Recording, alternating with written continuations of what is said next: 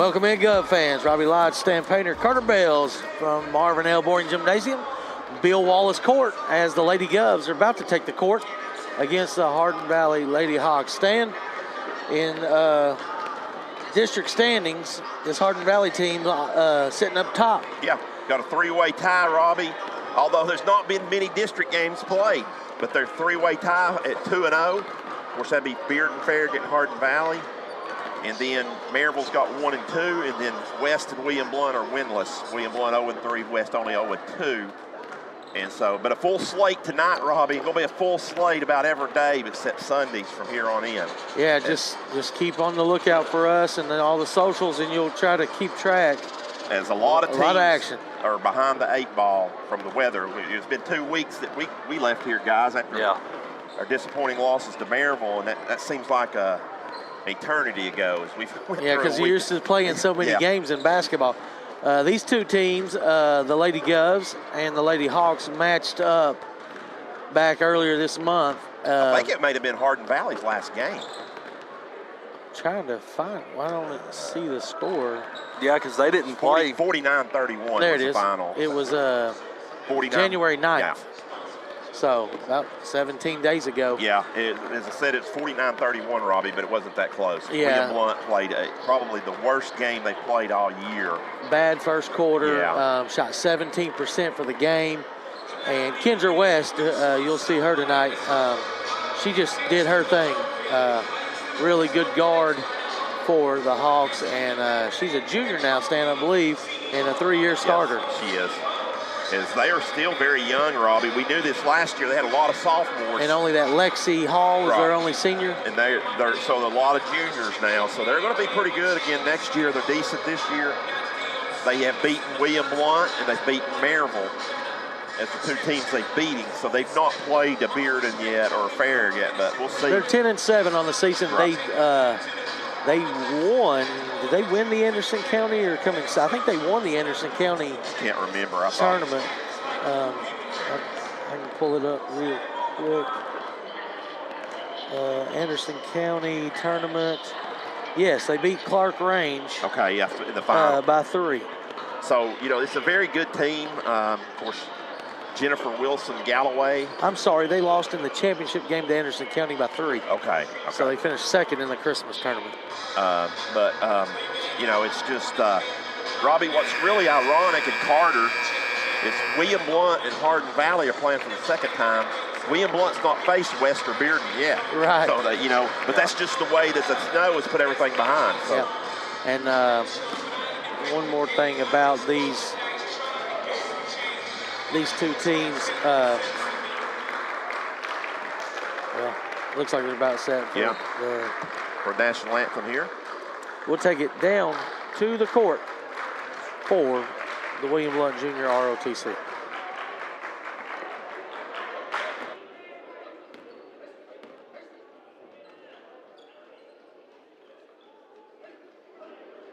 Our nation's colors are being presented by cadets from the William Blount High School Air Force Junior ROTC program.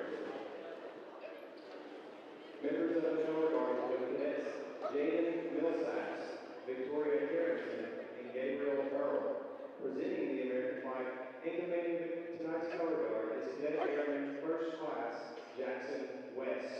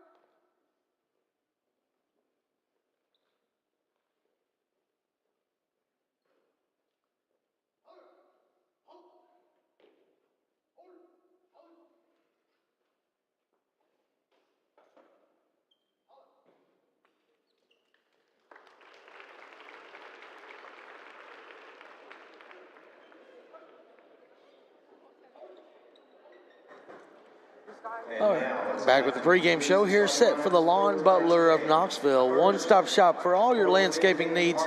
Starting lineups tonight. Give them a call, 777-1755. Number 3, Kendra West.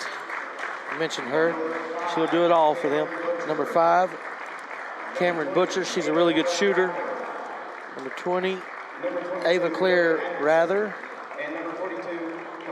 And of course, Kamaya Love inside, and number 22, Lily Atkins, rounds out the starting 5 for the and Robbie, Lady Hawks. I didn't notice somebody was down there. Yeah, they got 11 girls on the roster, only 9, so they may have a couple of kids out. Yeah, we're still missing Allie Everett.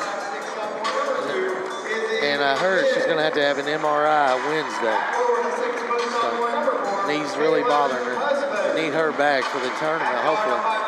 Here's your starters for the Lady Govs. It'll be number 2, Izzy Kidd. Number 4, Caitlin Husband. Number 3, Charlie Scarlett. Number 20, Savannah Darnell.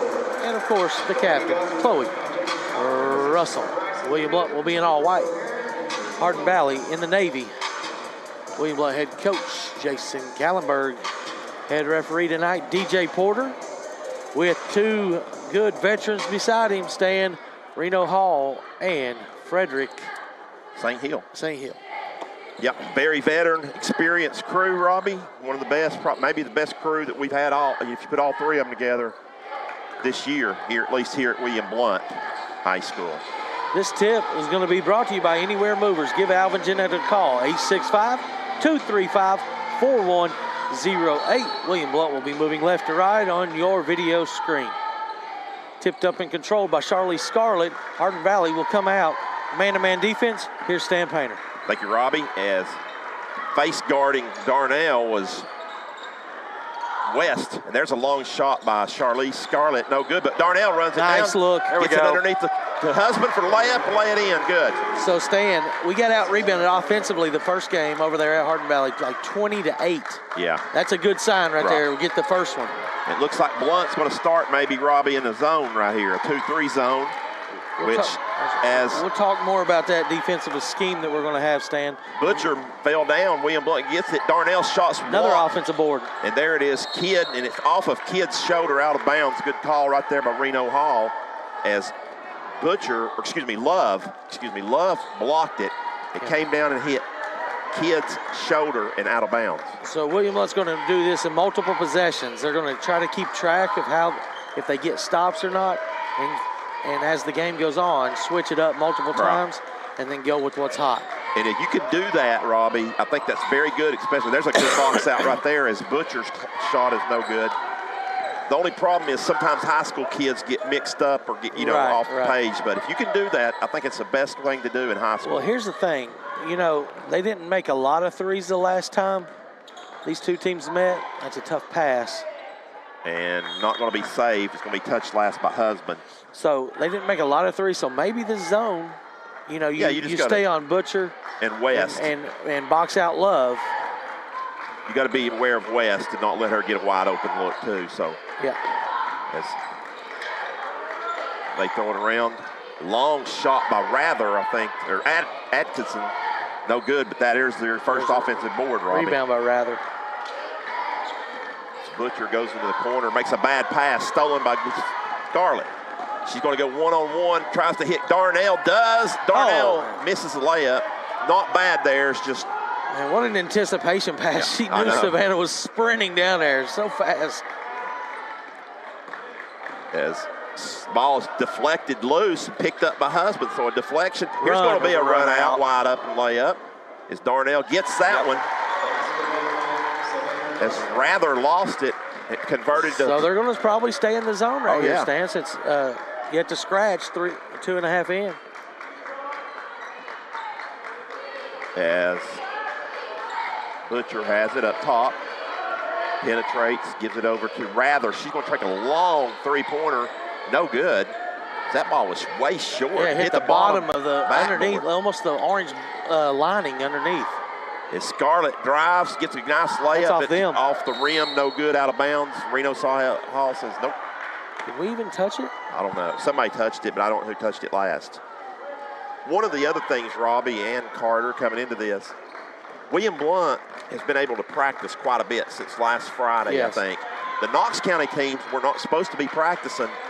Yesterday was supposed to be their first day of practice. Now, we've heard that some teams got caught practicing off campus, Well, I know that multiple boys teams have. but I don't know. Bearden and Farragut have, so trust me. There's another run out. Good pass. Nope. As Darnell misses it, she leaned in right there. I think she's trying to draw contact and focusing a little too much on that. As here comes a three-point shot that rattles out. Oh, well, the ball was halfway down. There's going to be a foul. It's either Butcher or Rather. let's see. It's going to be Butcher. Her first, team first of the game. Yeah, and going back to no teams really playing games, getting a lot of practice in, but at the same time, that really could mess with momentum. Even if a team's not playing well, you start to get comfortable playing games, and once you don't, you could get cold. Darnell, nice pass to Husband. Lay it up and lay it in. That's 2 assists from SD to Caitlin Husband. William Blount 6-0 here to start this one in the first 3.5 minutes. Straight up, no foul. Love There's no shot, reason. no good, but she does draw the foul. No reason to slap there. Just let her shoot that half hook from about 8 feet. So that'll send Love to the line. First shots from the free throw line for either team coming here. I was listening to NBA radio on the way over here. What do you think the record for most free throws in a game is? In an NBA game? I tell you, it's back in 1947 in a 5 overtime game. There's you a hint. 1947. 43. I'm going to say higher. I'm going to say in the 54. 160. Oh, my. Could you imagine being at that game? As Love hits both. But watching 160 free throws, you probably would have had to leave. Yeah. I think it was at Madison Square Garden, Yeah, too. that's unwatchable basketball. It's Darnell. Gives it over to Husband. Down low to Russell. Russell's shot no good. She's going to get her own rebound, go back up and get hammered. Rather. And so somebody's going to pick up a foul here, and Chloe Russell will go to the line. Oh, he changed. He put it on 23. Lindsay, who has checked in. There's multiple girls hit her, so it was just pick whoever you wanted. So Russell will go to the line and Little leave her first short. one well short. Barely drew iron. Lindsay, a freshman, Robbie. I think one thing, maybe weakness of this team, I don't think Hardin Valley's very deep. They can put 45 pretty good starters out. Second shot no good again, or also, so 2 misses there. Yeah, they make 2 and we miss 2.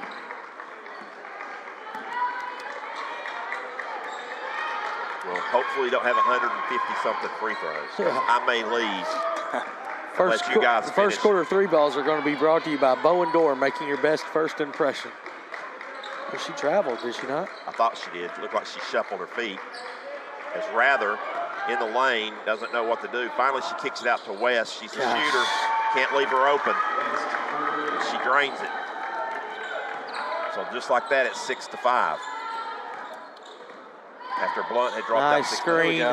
Missed it. Darnell too hard again. Tipped out of bounds by Russell to go the other way. That's a good screen to get her open, and a quick first step by Savannah. Just didn't get it done at the rim. Oh, we got an orange out tonight? I believe that is the theme for the student section. As Lindsay, with a three-pointer from the corner, was partially deflected by Husband. She got it back. Darnell tips it. There's a foul, wasn't called. Here goes Scarlett. Scarlett's going to go one-on-one, kick it to Kidd. Pulls it up, shot no good. Probably might have should have kicked that back out, but made a good move with it. Butcher kicks it out. This time Rather's going to tee up a 3 and knock it down. Just like that, Hardin Valley takes the lead. So an 8-0 run by the Hawks put them ahead. I think. Scoreboard says 6-6. Yeah, it should be 8-6. That's what I thought. Anyway, here comes a lob to Russell. She gets it, lays it off the glass. Good. Should be 8-8. Good pass. She had inside leverage. Nice. Oh, nice. Almost threw it away. West had to retrieve that on the base, on the sideline. She's going to dribble up and give to Butcher. That's some nice high-low passes that William Blount's made. That's Butcher. a toe on the line. Yeah, inside the three-point line. Reno Hall all over it right there. As the scoreboard's wrong again, as that's a 2. They're going to fix. Jimmy's going to fix it now. He's out of practice. He's had a couple weeks off. Here's a 3 ball by Scarlett short. Savannah, another offensive board. Dying in for the board. Make them pay. Scarlett with the one-handed, and she's going to get a foul call. It's on the floor. Yep. Frederick got that one there. It's going to be on West. First foul on Kendra. Third foul of the quarter, so non-shooting. 1:38 left. William Blount down 2 here in the first quarter, but possession under the goal. Taylor Rule. Whoa. What we got here?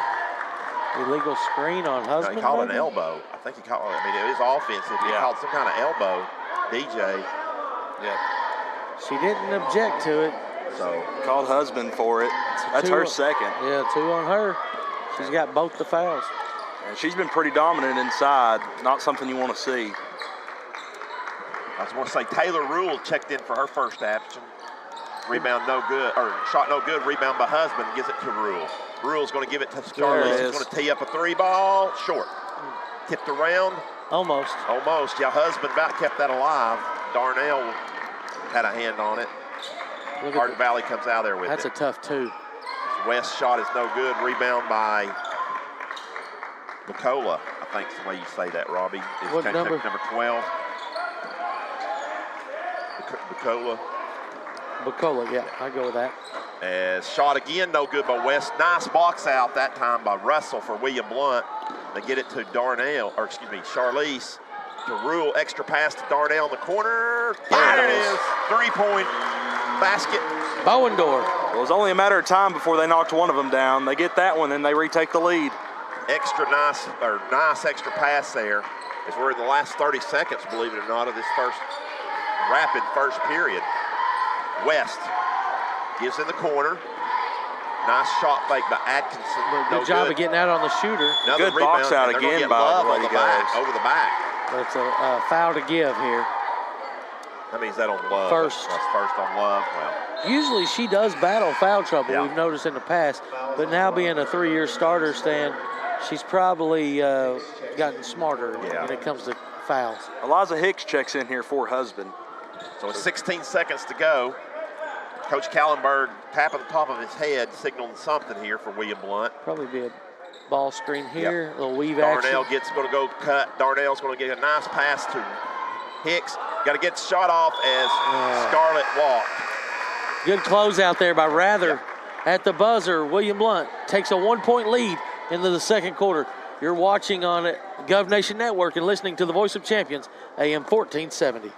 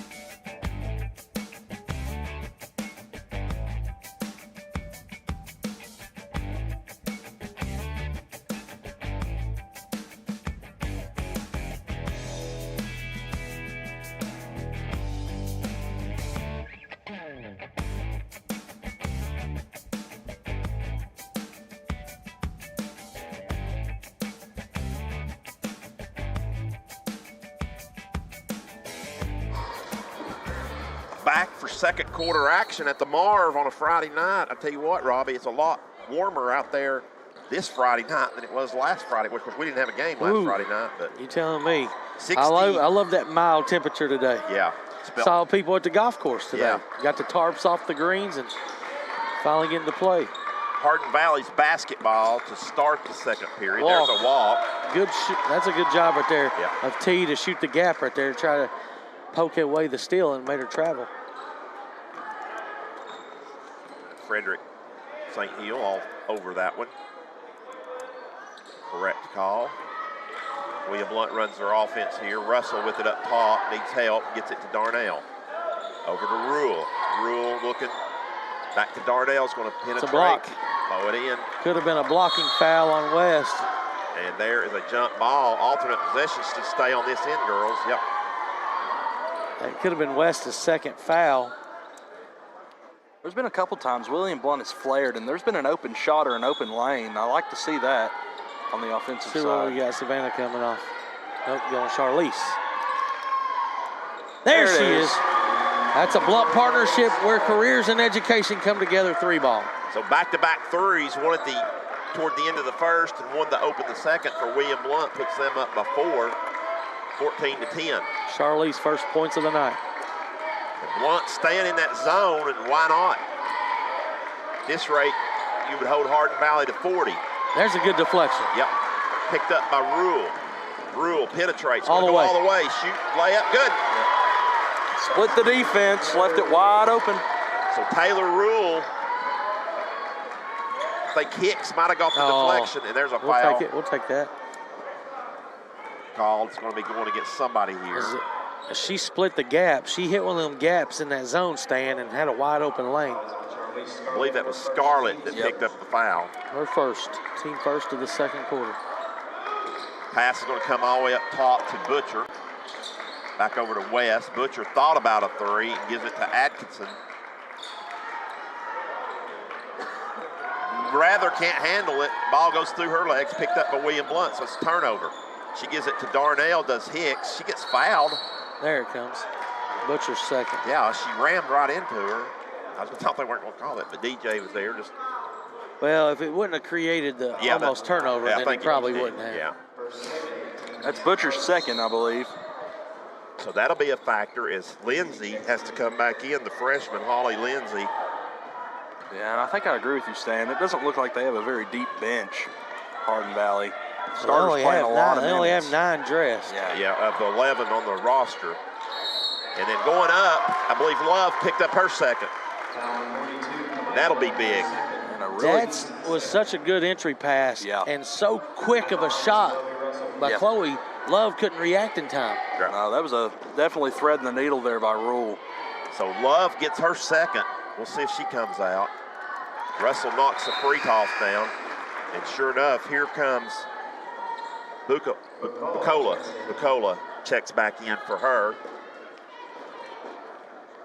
Jimmy put the score on the wrong side He did. It's 17-10. 18-10 is what it should be. I tell you what, Jimmy is way out of sorts, isn't he? His 2 weeks at home has not been good for him. He'll get it fixed in a minute. But the score is 18-10. William Blount. William Blount's on a 10-0 run right here. And there's going to be a tie-up. It will stay up with Hardin Valley. Hardin Valley led 10-8 late in the first period. William Blount is now on a 10-0 run with 5:50 to go in the second. Inbounds pass comes to Atkinson. As Bucola's posting up in the lane. Over to Lindsay, excuse me. We got something, a timeout is what we've got. Hardin Valley wants a timeout. Robbie, that timeout will be brought to you by... We'll start off tonight with East Tennessee Insurers, your local independent insurance agency. We'll take a 30-second break.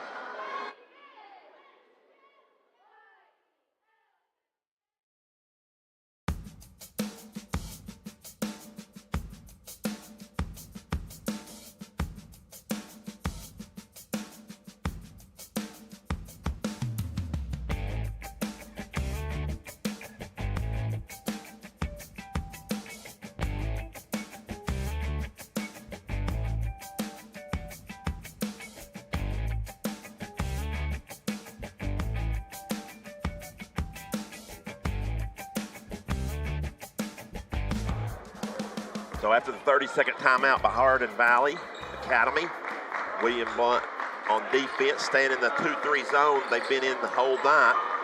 That has given Hardin Valley some issues. So there's a travel. Shuffled her feet. Rather caught it and didn't know really what she wanted to do with it, and she traveled. McCullough really trying to post up, I noticed, on that Right. possession. Might have had leverage. but Here's number didn't wanna 9 get it into coming her. into the game, Stan. Player number 9, number 30, Riley Taylor. Who's also a freshman.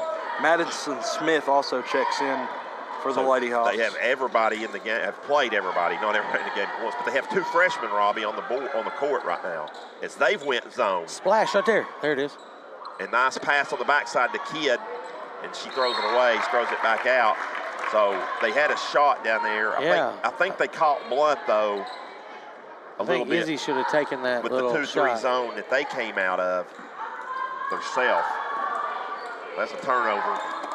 Hardin Valley back in front court as Taylor gives to Lindsay. Oh, it's a pass that almost could have been picked off.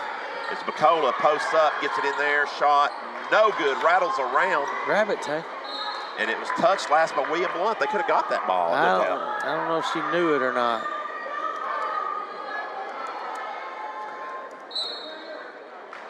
.444 to go in the opening half. Hardin Valley, and there's a close to a 5-second count. Collection by Savannah into the hands of Charlize. Scarlett's going to attack and draw the foul. That's good. Even though she didn't get the shot to go down, she drew the foul.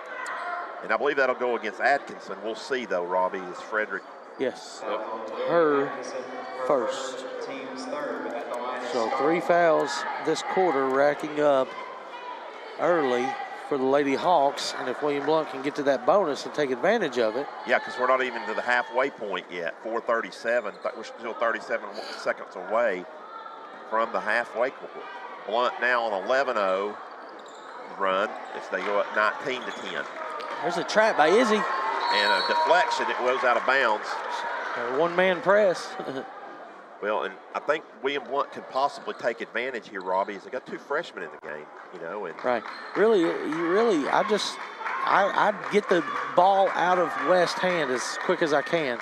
And if she passes it, try not to let her get it back.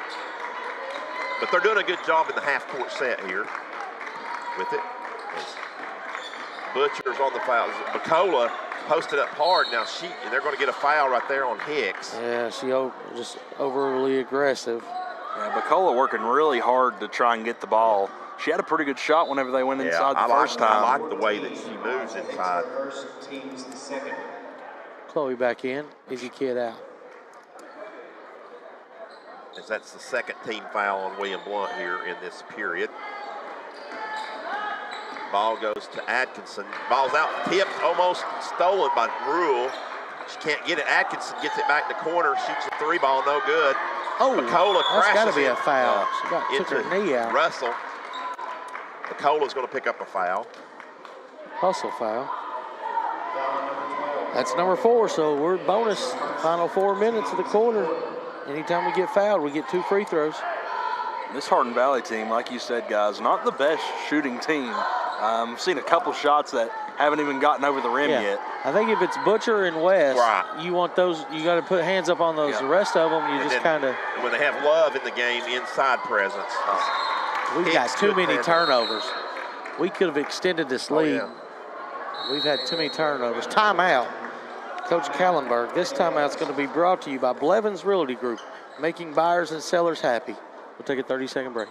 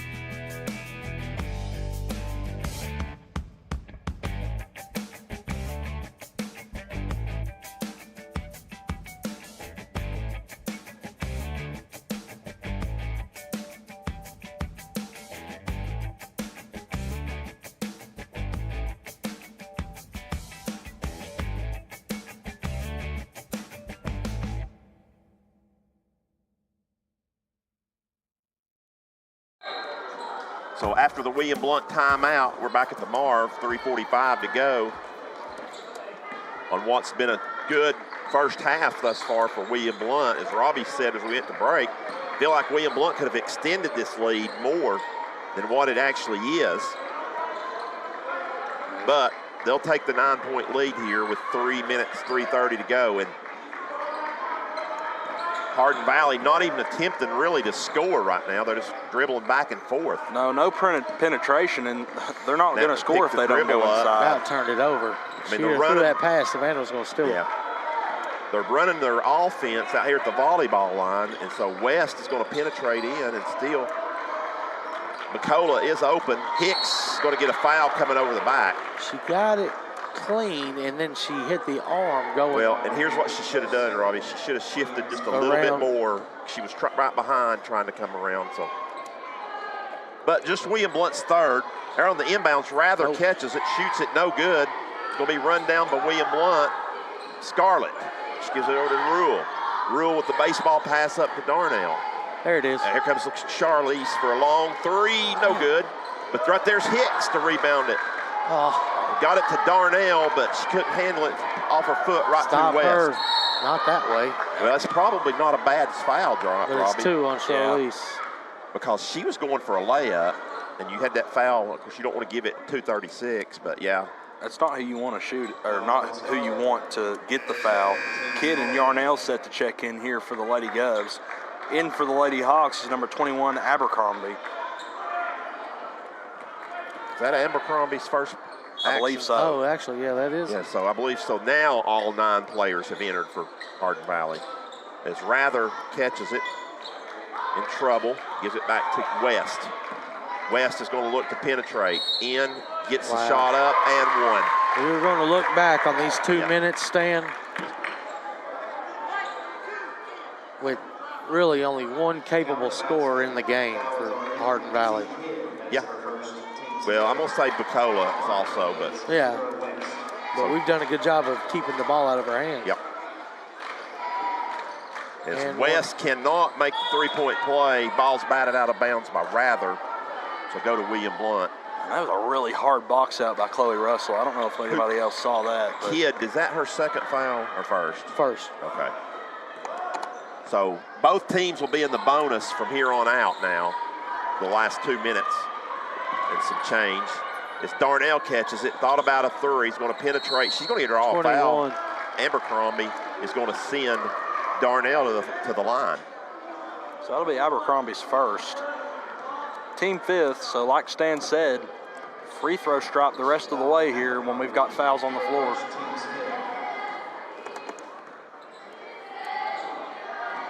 Savannah's got 5. 6, shooter's roll. A lot of rim, but it still counts. You feel like, Robbie, going back, I hate to go back to this again, but Butcher and Love have been on the bench for a long time this period, and you feel like William Blount should have built farther on this lead. I mean, Yep. they are up 8, 9 now, back up by 9.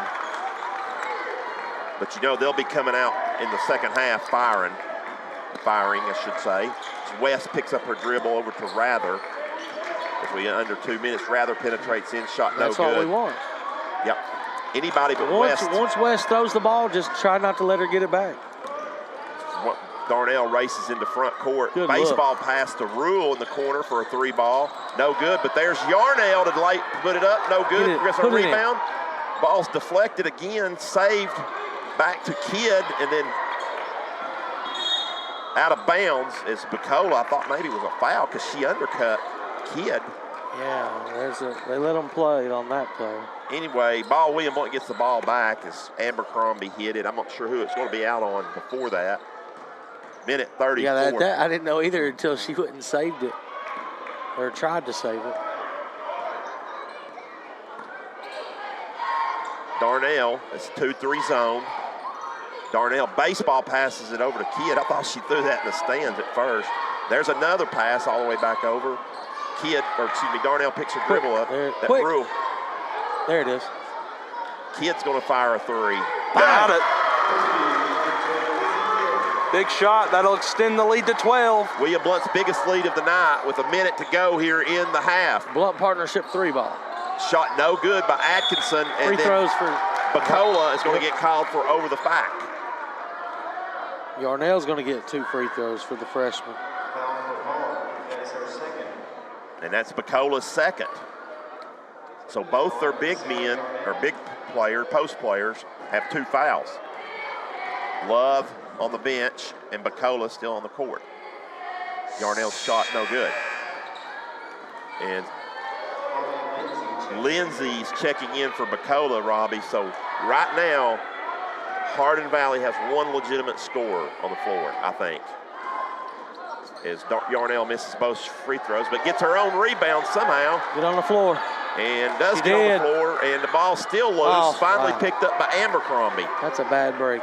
Abercrombie pulls up, scores. I guess I jinxed that one. Unbelievable. 1 legitimate score, and Abercrombie scores. Here comes Kidd. Kidd gets free from her man, lays it off the glass, good. She said, in your nose, Painter. A little kiss from Kidd. Now deny West. There's an offensive foul on Ruthers as she ran over.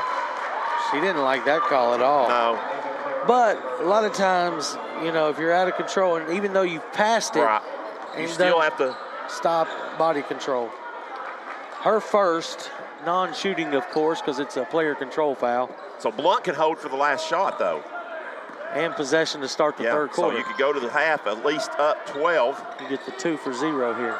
She's got to pass Rules it in now, trouble. yeah. Yarnell's got it. 10 seconds. They need to get into motion. Savannah needs to come get the ball. 5 seconds. Darnell with the back cut. They're going to lay it up. Oh. She misses it. Rebound by No Abercrombie. foul. Do Don't not foul. foul. And the comes to the end. The half does. So a good half by William Blount is that they were down 8-10 late in the first. They went on an 18-4 run, and they've taken a 26-14 lead. We go to halftime. Don't go anywhere. We'll take a 2-minute break, and we'll be back on GovNation Network and Voice of Champions.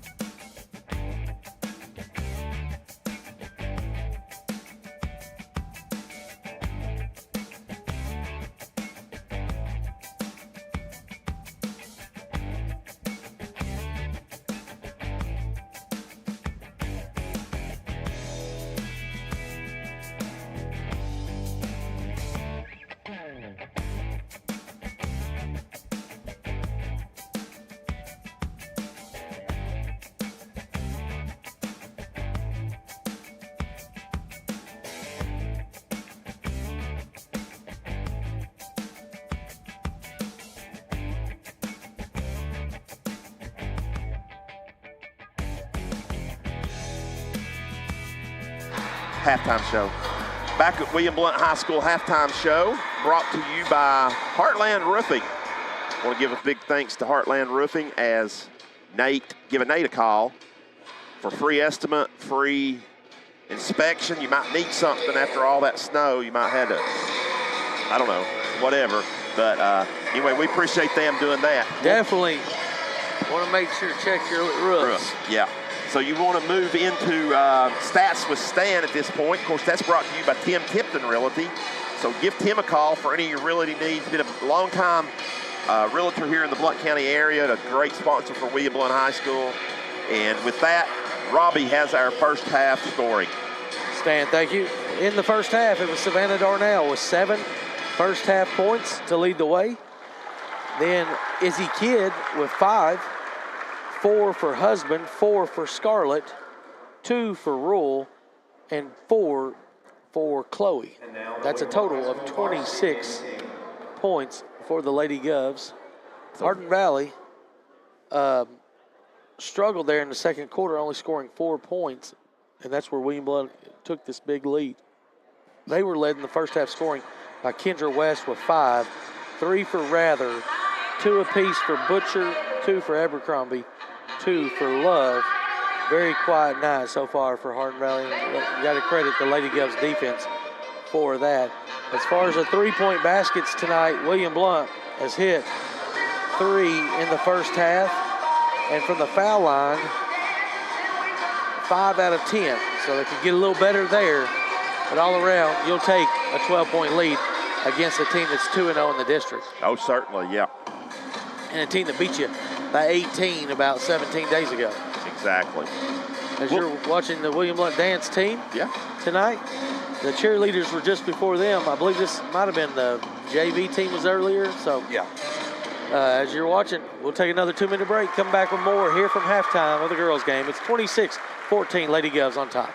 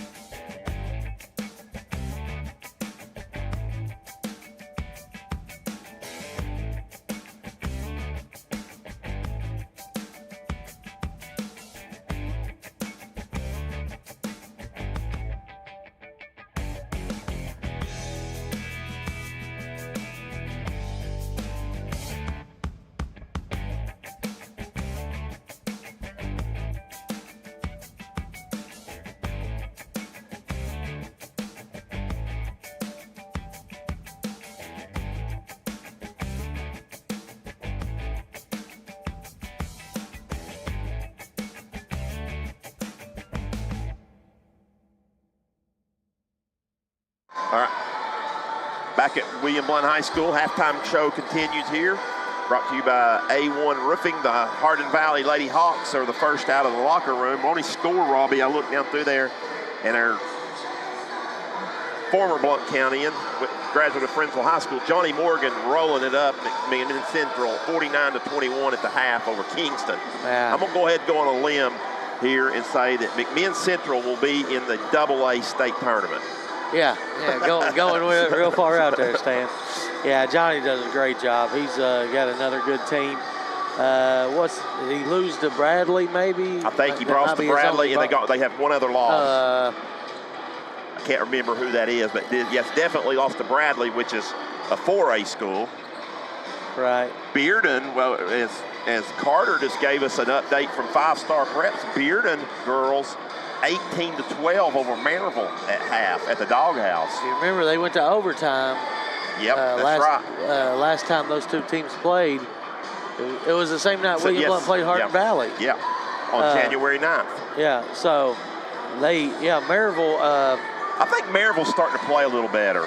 Yeah, their record, I mean, they're only deceiving. They're 4 and what? Yeah. 19 or whatever, 4 They and 17. played a really, really tough schedule, and they won their last game out was against William Blount. Plus, Jada didn't play against Alcoa, so I think that was one game I watched. Yeah. So maybe she's battled some injuries, but she did hit the 3 to send it to overtime against Bearden last time these two teams played.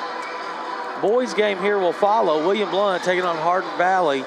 And like we've talked about this in all the boys, 1 through 6, anybody can win any night. Like the games tonight, Maryville and Bearden, that could go to the wire. West and Farragut, that's probably going to go to the wire. This one was a 1-point game over at Hardin Valley last time. They did lose a player due to ineligibility. Tough break for them, but you got to know. The guy that lit William Blount up last year, A.J. Gray. I don't know if I think they are appealing it, but he may be out until they get a ruling or something. Right, so he won't be in action as far as we know tonight. But in this girls' action, Stan, you got to like William Blount's defense, holding Hardin Valley to 14 points. We'll see if Coach Callenberg stays in this zone. You got to think he will. And you just keep the ball out of West Butcher, and if they pass it in to Love, maybe double Love, and then rebound. Those are really the only 3 girls I think will beat us if we get beat tonight. Yeah, the 2-3's really giving the Lady Hawks fits, and I know he said pregame that he was going to switch it out and see what's working, but if it's working, don't fix it, you know? Yep. Well, here's the thing, and William Blount's been in this position, I think, most recently, Fulton game before, and they've not been able to close it. It seems like they'll have like a 5 or 6 minute stretch where bad things happen. Yeah, it looks like a Rick Barnes basketball team. That's going to be out of bounds. Well, one thing I will say, some of those games was Chloe playing, Stan, because she was not. She was injured. That's your senior leader. Maybe she could take control more in this and sense the urgency to make sure you extend here, or at least keep it where it is. Definitely a defensive factor too, Chloe Russell. Yeah. So Blount will get it on the inbounds again to start the second half. There's a wide open lob, gets it to Russell. Good job of recognizing where she's out, kicking it back out to Charlize. Shot no good, but run down by Kidd. Kidd's in trouble, bounces it off Love out of bounds, so it'll stay with William Blount. I thought that was a really smart play by Chloe. Yes, she was too far under, she would have hit the bottom of the backboard. Unless she did a reverse scoop with her left hand with some English. So yes, Stan, very good choice. And she's got it again. There it is. This time she goes on the other side and lay it up, lay it in. So great job, great adjustment by Chloe. That's what I'm saying. These high-low passes that we've made have been great. Yeah, they've been open tonight. There's a three ball, though, by Atkinson. Maybe that's her first. Is that the first Hardin Valley 3? No, they hit one earlier. Rather hit one, too. So 28-17 your score 1 minute into the second half. Oh, man, Scarlett just passed up a wide open 3. Husband won't. And she will knock it down. Party Zone 3 ball brought to you by the Roll Arena. Extra pass worked out that time. She told Atkinson, I will take your 3 ball and match it. So 31-17, Blount up by 14. Rather gets in the lane, loses it. Picked away by her husband. She gets it over to Russell. Russell wants to run. She goes all the way. Body. Draws the foul by Love. Love's third. Coach Galloway not happy. Love's like his too. She's like, I was straight up. Both Coach Galloway and her father not happy. And Russell in this first minute and a half of the second half has her hands all over the stats. Short on the free throw, though. She made 2 in the second after missing 2 in the first like that. Uncharacteristic misses. Let's see if she can get her legs into this. Bacola checks in for Love. Get her out of the game with 3 fouls. As Russell rattles better that time, but it didn't go down. At least it gave it a chance. Yep. Bill Padgett in the house tonight, former coach here. He always said short shots never have a chance. As Butcher gets the rebound and lays it in for them, for Hardin Valley. Is that where the never up, never in came from? Padge had some really good ones, too. He also believed you should shoot it before you turn it over. Yeah. It looks like Hardin Valley's gone back to a man-to-man. You got Chloe Oh inside. boy, there's a pass. Speaking of turnovers, Bacola steals that one, gets it to Good Atkinson. D. Atkinson tried to get it to West and turns it over. Denied the pass right there. That was Really good job. Savannah's hustling back. Atkinson should just There took we the go. shot. There it is. The lob is no good this time. Angle wasn't great, and then we're going to get a tie up. Yeah, it'll go to Hardin Valley on the tie up. Alternate possession, 5:40 to go.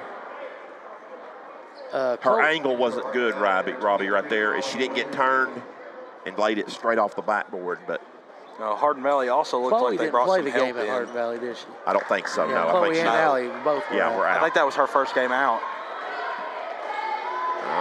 Was it? Maybe Second, not. maybe, I think. Second or I third. knew it was early on. Yeah. Well, she didn't come after Christmas, right? Yeah, she didn't come back, so she missed Fulton, Yeah. the Fulton game.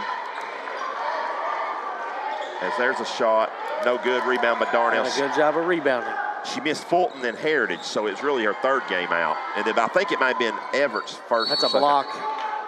No, offensive DJ Porter foul. says that is a charge. Let's see a replay on this one. As Bacola was able to take that one. Let's see the replay. Here's the Heartland Roofing replay. Maybe. Bang, bang. Yeah. I don't even like the call, but I think there's not enough contact. Now we got something here. Husband. That's her third. She sat the entire second quarter. And she's going to come out immediately. Yeah, because you got to match her with Love, I think, because of the size. Yep. And that's a cheap one. You don't need cheap No, fouls no. like that. No. Whereas away from the ball play. West gets it back on the inbound. She's going to Dude, penetrate, blocked get her by shot Savannah. blocked by Darnell. Almost picks up a foul. Yeah, she charged into Chloe, but because the ball was going the This kid gets it now, and they're going to double team. I don't know. Oh, boy, we threw it away. Right there, you need to pick it up and pivot and step through to make that pass. They're just picking it up and throwing it over their head. And I don't know, Robbie, if that was a called double team or they just did that on their own. We'll see here in a minute if they stay in it. Well, no, she traps. Okay. She likes to trap. But as West gets it over to Atkinson. Atkinson, who hit the last three, back to West. West going to penetrate in, gives it to Bacola. Bacola's going to fire up a three ball that's nowhere close. No, Stan. Carter could shoot better than that. That was about like the Buffalo that might be a stretch field goal kicker.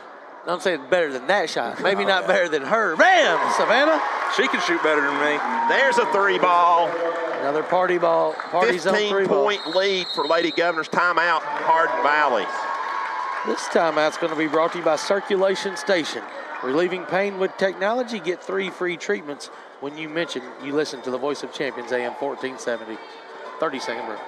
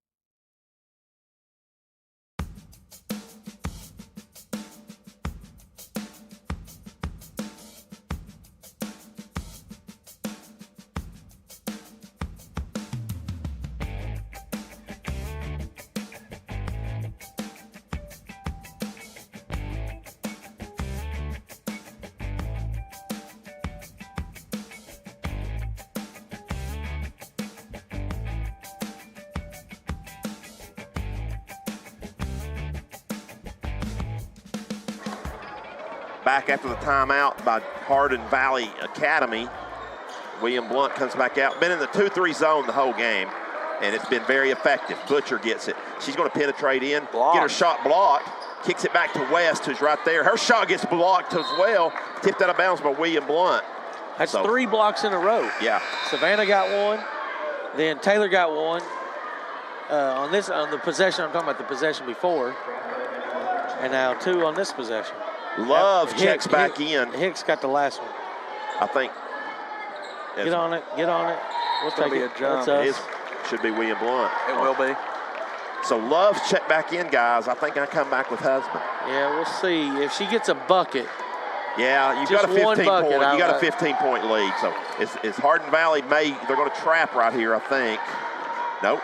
They're going to play straight up man, it looks like. They went man. Savannah's coming. As Darnell gets it on the right wing.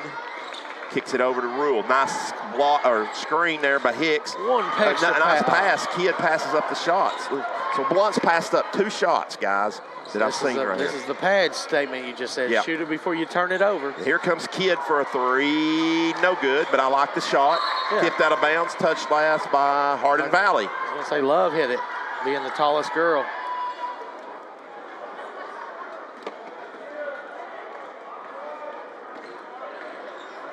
I really like the ball movement from the Lady Govs in this game. Illegal. Oh, I thought Rule was illegal. Darnell's going to fire up a Strong. 3 ball. No good, but it's going to be rebounded by Hicks for William Blount. Hicks gets it over to Kidd. This is fine. You're running the clock off. Yep. And good looks. Yep, under 3 minutes to go here in the third. 15-point lead for William Blount. It is going to be an illegal. That was another. They're going to call it here in a minute. They're yelling down here on the Hardin Valley scoreboard or the bench. Darnell with a nice through defenders. Wow. 36-19 your score. 2:39 to go. The scoop to the hoop for SD. Butcher twists and turns, kids it to Atkinson, back out to West. West is going to penetrate, tries to get it to Love, stolen, deflected. You got Darnell. Rule goes behind her back and loses it. Didn't see Darnell on the run out. Turns into a turnover. And there comes Rather with a 3 ball, no good. And here comes Hicks. Hicks has got to run out. She's going to try to go all the way. Gets her man in the air. Oh, I thought they deflected it, but she'll William Blount basketball. That's the 3rd or 4th 3 ball that they've had that's hit the bottom of the backboard that's come. It's like they're missing by 3 or 4 feet. It's right there as the inbound comes to Darnell. I thought she was held. Yeah, Wasn't she called. was. Blount will set it up. Why not? Under 2 minutes to go here. There it is. It gives to Hicks. Hicks shot no good. She's going to rebound it again. Gets it out to Kidd. Reset. Now, offensive rebounding has not been a problem for the Lady Govs tonight. Under control. Russell throws it away. Right to West. Here comes Hardin Valley. West is just going to pull up, shoot from the free throw line. No good. Rebound by Russell. She's thinking about going to the basket. Smart decision. She's going to hold it up. 1:30 to go in the third. Down there on that last possession, there's a layup. Darnell's going to get to the basket. Foul Count and it. one. Rather picked up the foul. They'd rather her not picked it up, but she did. Charlie Scarlett checking back in. She'll check in for Izzy Kidd. In for the Lady Hawks is number 23, Holly Lindsay. So Blount with their biggest lead yet, 19 points late in the third. 14 for Savannah. With $1:26 to go. Short. And Lindsay, one of the freshmen, picks up the rebound. I would expect a lot of free throws in Coach Callenberg's next practice. They've been short quite a bit tonight. Yeah, and that may be due to some layoff. I don't know. That's going to be 3 on Charlize. So Caitlin and Charlize each have, no, never mind, he called it on Rule. Her first. So that's the team's third this quarter, Robbie. Is that right? Team third. Yeah, 1:13 to go. So only a minute left here in the quarter, and it'll reset as Lindsay gets it in the baseline, shoots it over everything, the freshman. So there again, Robbie, not a lot of scores on the board, on the floor. Yeah, let those girls shoot.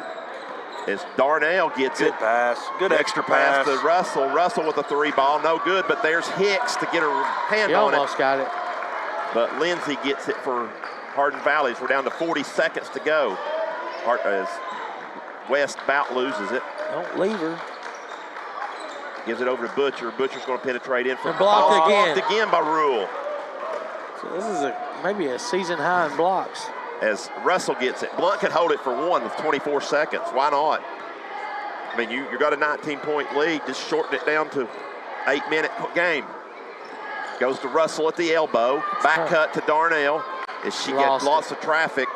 Can't get it up. Stolen there by Hardin Valley. 7 seconds. Get on West. Somebody needs to pick West up. They give to Rather. Rather pulls into the lane. Shot up. Good. Wow. By Rather, and the quarter comes to a close.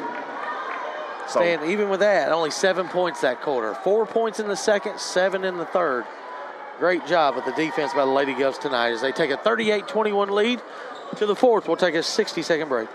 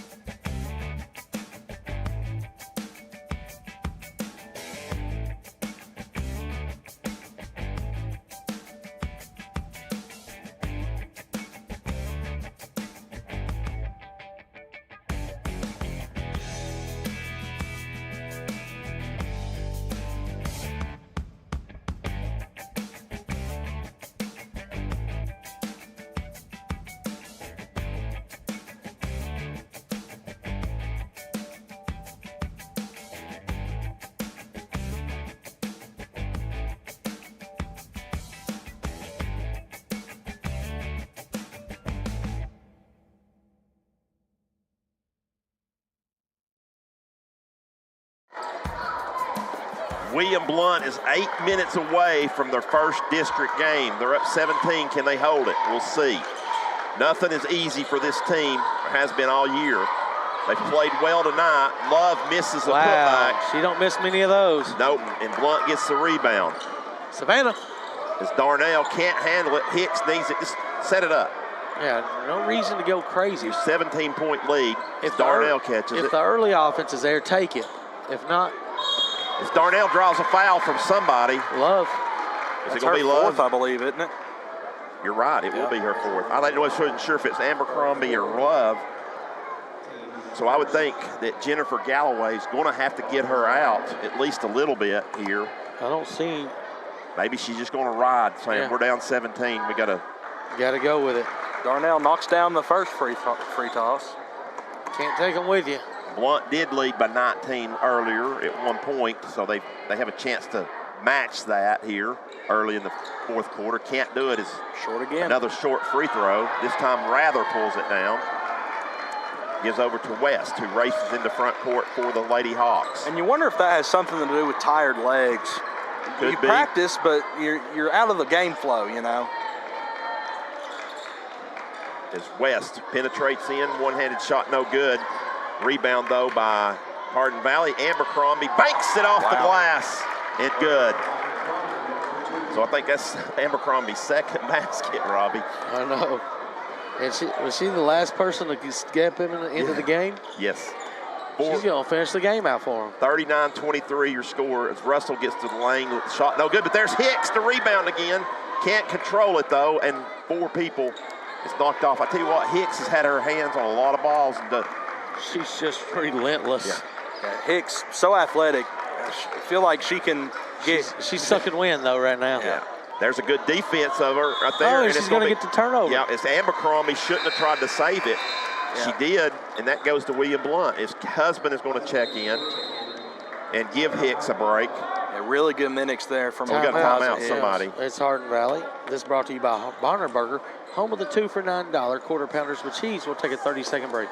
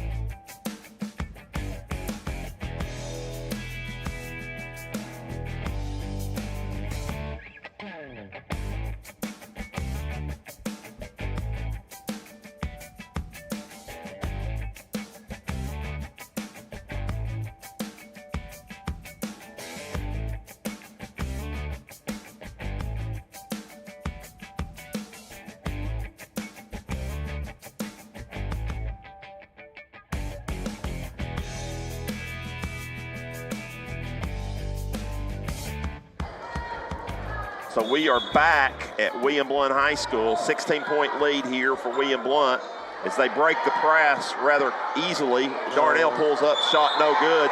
That's and then 5. Love bumps her on the come down, I think. Is it going to be after the shot, I believe, is on the floor, Reno says. So it'll be non-shooting, but it'll be William Blount's basketball. But she's gone. Yeah. She has fouled out, Robbie. And you said it early, she's always battled Foul trouble, and I thought maybe she wouldn't, but she's going to finish the night with 2 points, Stan, and 5 fouls. And it was a good call. What she did is she got the shot off, Robbie, and she went to box her out and just kind of shoved her after she came to the floor. And a bell out because Savannah should not have taken a pull-up 18-footer.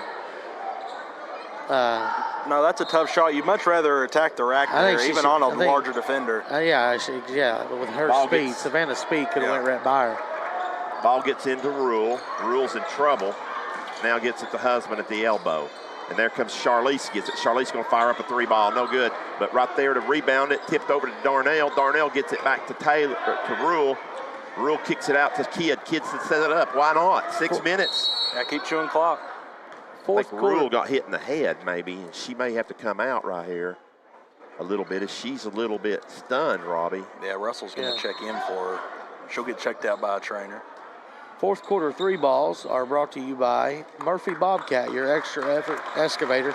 And at the conclusion of tonight's game, Murphy Bobcat's going to reward our player of the game. I think shows a difference in being a good player and a great player. We got a lot of candidates for that tonight, including Eliza Hicks. Foot on the line, turnover. Yep. It wasn't her fault though. The pass was. She had to jump to catch it. And she came down over there. Just a poor pass. But as William Blount with the turnover, Hardin Valley goes 5:53 remaining here. They try to get it into Bacola. Bacola can't get it. Deflected. Another good defensive play by William Blount. As Kidd gets it and brings it across. So now you just try to limit the number of possessions, Robbie. You got to feel like the clock is in your favor. As Russell's posted up, but shoot it too hard. That's not Love behind you. That was Rather. There's the ball tipped in the back nice court. save. That was a great save by West. And then Darnell gets her hands on it, goes out of bounds. So 5:18 to go. Here comes Atkinson and Lindsay back in for the Lady Hawks.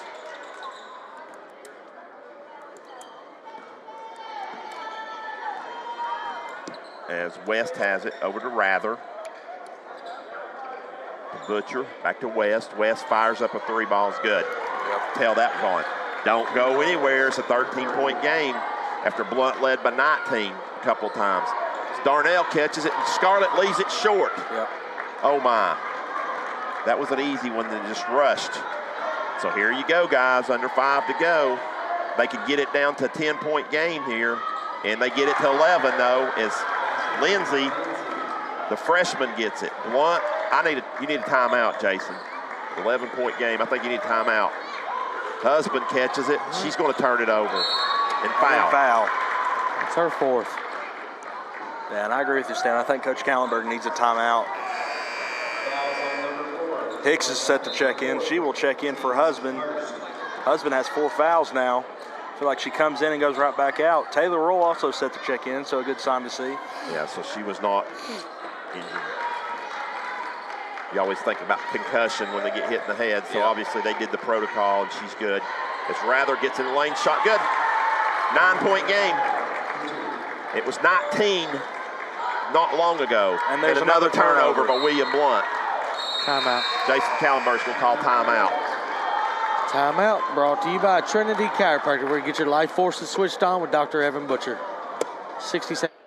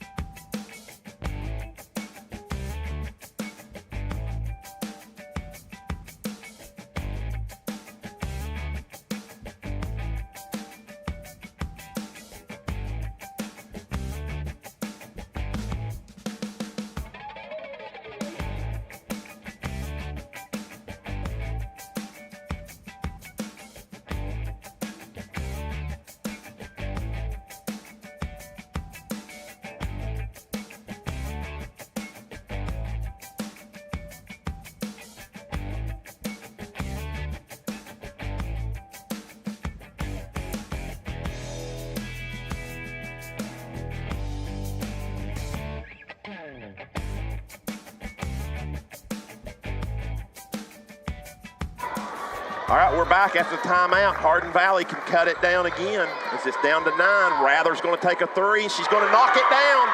So all of a sudden, Blount's turning the ball over, and Hardin Valley's knocking every shot down. And it's a 6-point game. It's Scarlett gets it to Darnell. You really need a basket to calm the nerves right here. And Chloe That's Russell not what leaves you it want. short. It's a good look. Yep. She just shot it short.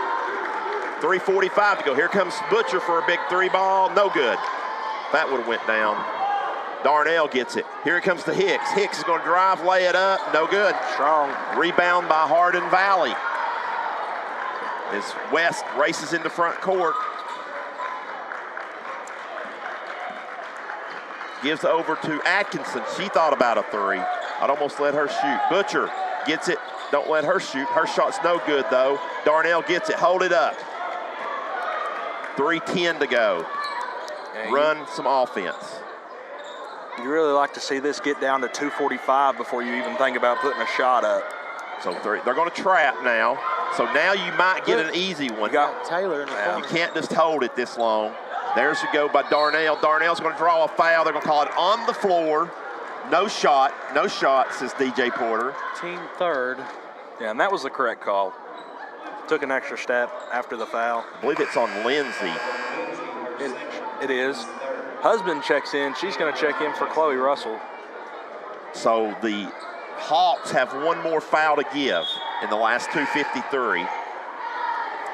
McCullough checks back in. She's going to check in for Lindsay.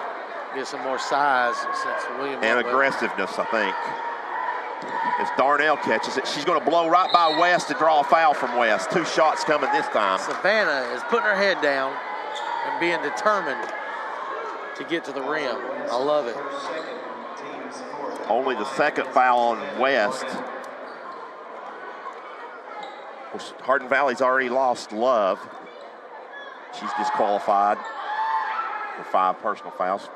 Darnell misses the first toss, too firm off the back of the rim. In the first half, we were 5 out of 10 from the foul line. In the third quarter, we were 0 for 3. In this quarter, we're 1 for 2. Lindsay 1 for checks back 5. in here for the Lady Hawks. This That one one's goes good. good. So breaks the drought there as Hardin Valley had scored about, 10 straight, I think. It was 39-23. So that breaks the 10-0 run. It's 40-33. Here comes a 3 ball. No good by Atkinson, but Butcher's there to get it. Butcher's There we ball's go. deflected. Nobody went to it except West. West gets it back. West gets to a lot of balls. Atkinson with it. Atkinson's going to dribble to the baseline, get it back out. Here comes Butcher. Butcher feeds it into Bacola. Foul by Husband, I believe, and that may be her 5th. Yep, that'll get her out of the game. Non-shooting. Oh, he called it on Hicks. Wow. We'll take it. Yep. Third on Eliza. And third team, or second team, Robbie, right? Yeah, only second foul. So Well, it's got 2 more to give before the bonus, so 2:17 to go. Ball's deflected out of bounds by Savannah. All that did is took a second off, but also makes it a very hard place to inbounds. I think the they're corner. conceding it over here to West. Or Yeah. to Butcher. Butcher goes back to Rather, and Rather knocks it down. And it's a 4-point game, 2 possession. She's got 8 this quarter, and we just let her step in. There's almost a turnover. Husband, and then here comes Scarlett. Scarlett racing in the front court. Set it up. Chloe, where's Chloe? Rule gets it with 1:55. That was a Hardin flaw. Valley wants a foul. Hicks catches it. Lay it up and in. Her first 2. It's a big 2. Husband set some hard screens, but that was a flaw. 42-36 as Galloway was all over DJ that time as he came by. Here comes Atkinson with it. She kicks it up to the top of the key, and West knocks down the free throw at the foul line. Timeout, Hardin Valley. This timeout's going to be brought to you by South Park Storage and Penske Truck Rentals at the end of William Blount Drive and 411 South. It's a 30-second timeout. We'll keep it here, give you a game reset. William Blount in possession, 4-point lead. Jennifer Calloway she had words with Reno and DJ, and she was not happy about that non-charge foul. Or illegal no, string, yeah, whatever. it was. But regardless, with what, 132 I think's left? Is that right? Something like that? We can't see on the board because they put up. The jump ball will go to William Blount if there was one. And then bonus, William Blount's in the bonus if Hardin Valley does foul. Hardin Valley's got to be close to being out of timeouts. I haven't kept them I think that's their fourth. I think they have one left. Feels like 4. So they can only stop it one more time. You can run the baseline, DJ says. William Blount don't know what they're doing. Savannah's turning around asking. We've only got 4 girls on the floor. That was the problem. So Roll will end up coming in.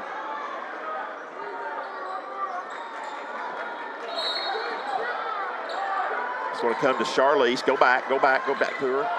You needed to go back to her immediately. Get out of there. Now she's trapped. Out of bounds, off of Kidd. Turnover. With 1:26 to go. But she was dribbling right into the trap. Yep. She needed to reverse the ball. It comes into Hardin Valley West, over to Butcher. Butcher guarded closely, almost loses it in the back court. I don't think it was tipped. West gets it. West is going to penetrate, now pull it back out. 1:10 to go. You can just let Hardin Valley dribble. There goes to Butcher. Butcher almost got fouled by Husband, but Husband was fortunate. Almost. Atkinson with it. Under a minute, ball's deflected around. Lost it back. And then Rather knocks it out. Oh, I thought that was down. William Blount touches it last. 52 seconds. Now Chloe and Eliza will check in. Bringing in some defense. Husband and Kidd check out. Well, you got a good ball handler. Did she just use her last one? I think she did. This timeout's going to be brought to you by East Tennessee Insurance, your local independent insurance agency. We'll take a 30-second break.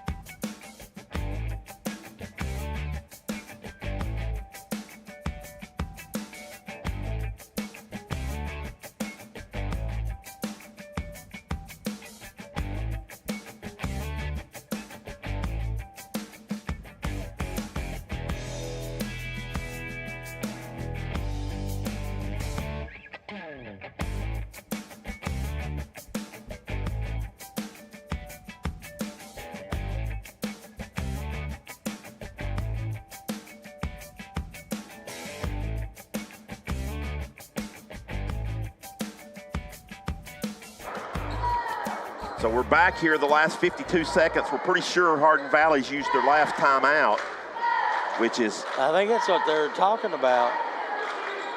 There's none left. I mean, and that's not, well, I'm not going to, anyway. They can't stop the clock, but if they score quickly, they don't need to, but as it goes into Bacola. That's a block or a flop. And 3-point shot by West is good. 1-point game. 41 seconds to go. Now, Blount does not have to shoot it. They can just run the clock out. They're going to foul, you figure. Make your free throws. Handle the ball. Don't turn it over. Make your free throws. And there's the foul. Rather picks up the foul. They're going to send Hicks to the line. Rule to the line. Kendra West with 8 fourth-quarter points after having 5 before then, and Rather with 8. And I think my math is right. Hardin Valley is on like some kind of 18-3 run. Make it 18-4 now as that first toss is good by Yeah, it's our 5th point of the quarter. And that was a big one. They've got 20. They've won this quarter 20-5 so far. So 43 three-point lead. So now the worst, you don't give up the 3 here, as West is going to race into front court. Don't leave her. Yeah, she's going to get it. Wild shot. Ball's tipped around. We have a foul to give. That's on Hicks, her 4th. That's okay with 20.9. And now, Stan, here's where that no timeout. If William Blount's smart, just let the ball roll until they start counting. If they score a 2. If they score. Yeah, a 2, yeah. And if they score a 3, William Blount's going to call timeout. This timeout going to be brought to you by Blevins Realty Group, making buyers and sellers happy. So, we'll take one with them right there. So a 1 minute timeout right here. We'll be back right here on Gov Nation Network and AM 1470.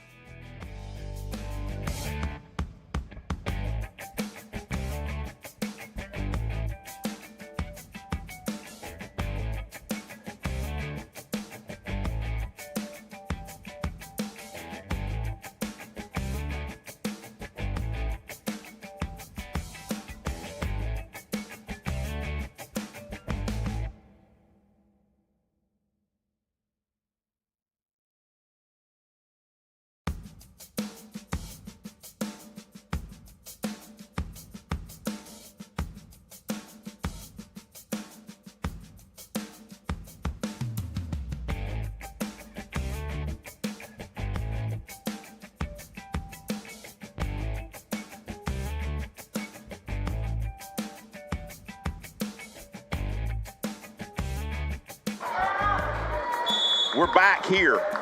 20.9 to go.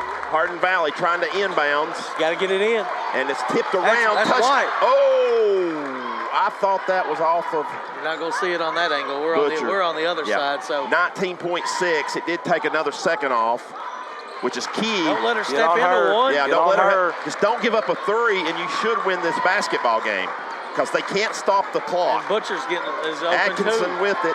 Butcher. They're dribbling under. Yeah, there's a three. And it's good. We're tied up. 2 seconds, 1 second, overtime at William Blount. So Hardin Valley has come racing back from down 18-19 to send it to overtime. We'll take a 1 minute break and we'll be back for the bonus period.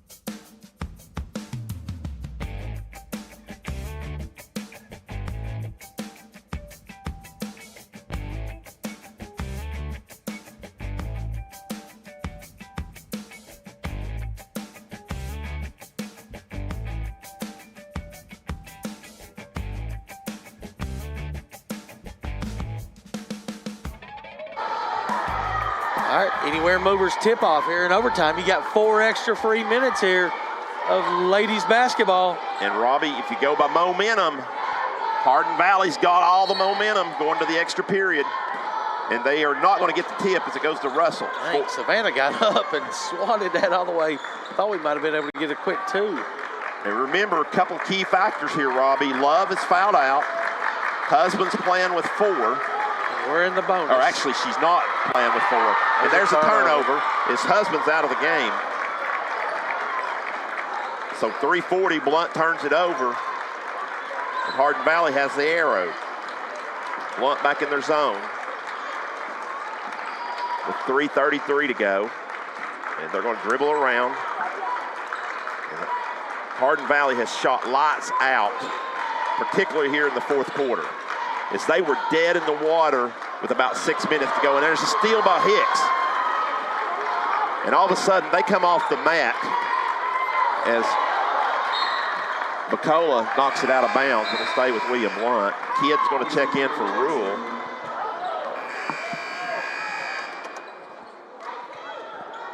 And then Lindsay checks in for McCullough.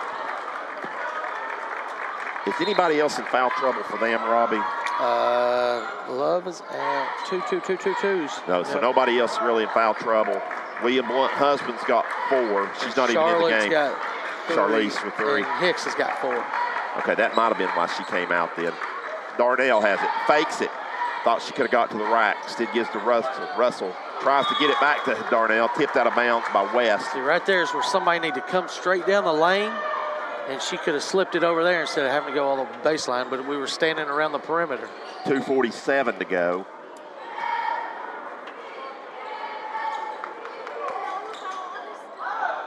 Charlize can't get it in. Now she gets it into Darnell. Back out to Russell, a little reset. We get a high, well, I like to see one of them high-low passes to Chloe on a seal inside.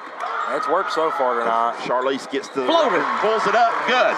So Blount strikes first in the overtime to go up by 2. Her first 2 since the second quarter. Timely needed. 46-44 your score. As I thought West was going to back into backcourt, Robbie, right there. She was backing up. Goes over to Atkinson. Yeah, they play on the 94-foot court over there. She could have easily done that. And Butcher hits the running down the lane. And she's had a quiet game. And now she's got her first 2 since the third quarter. 46 all. As Charlize gets it in the front court. Needs help. She picked her dribble up. Needs help. Timeout. Yeah. Good one. Jason Calamer's got 3. He's going to use one right there. Timeout brought to you by Circulation Station, relieving pain with technology. Get 3 free treatments when you mention AM 1470.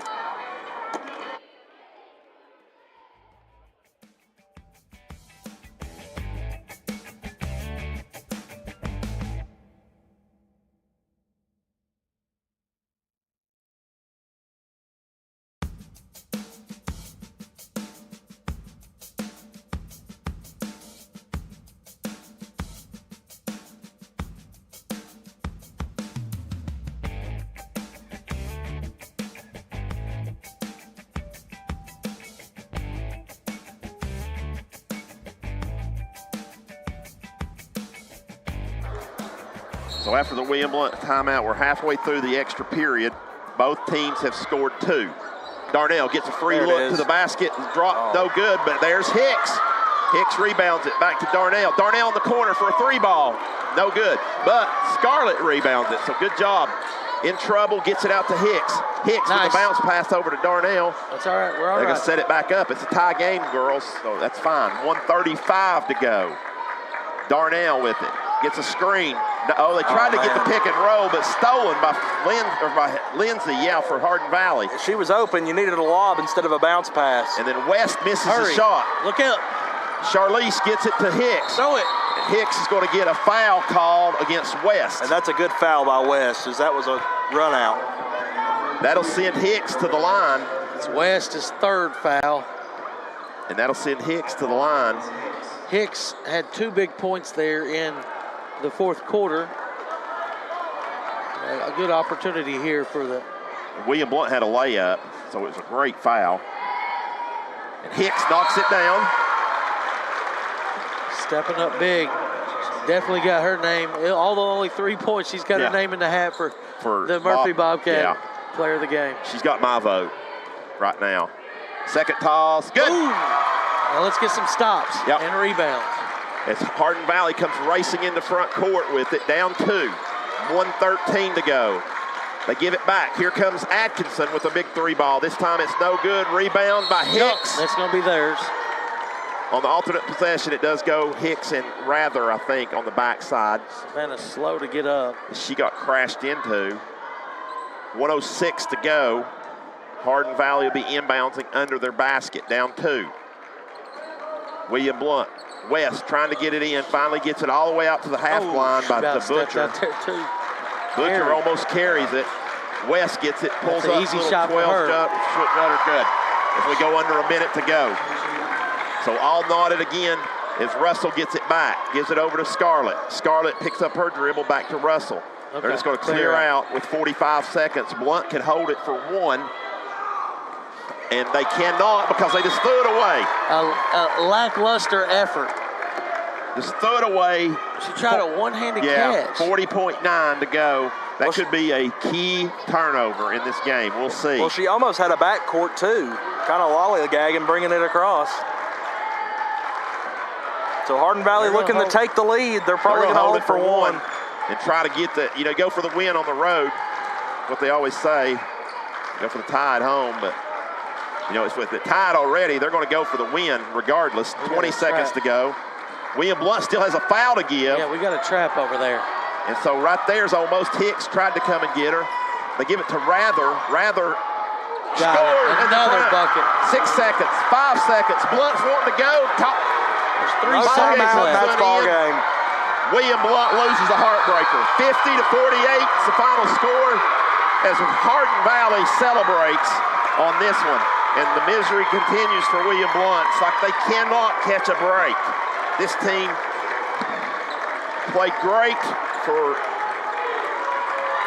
27 minutes, melted in the fourth quarter, lose on the end at the end on his last second shot, 50-48. We'll take a 2-minute break and be back on this one right here.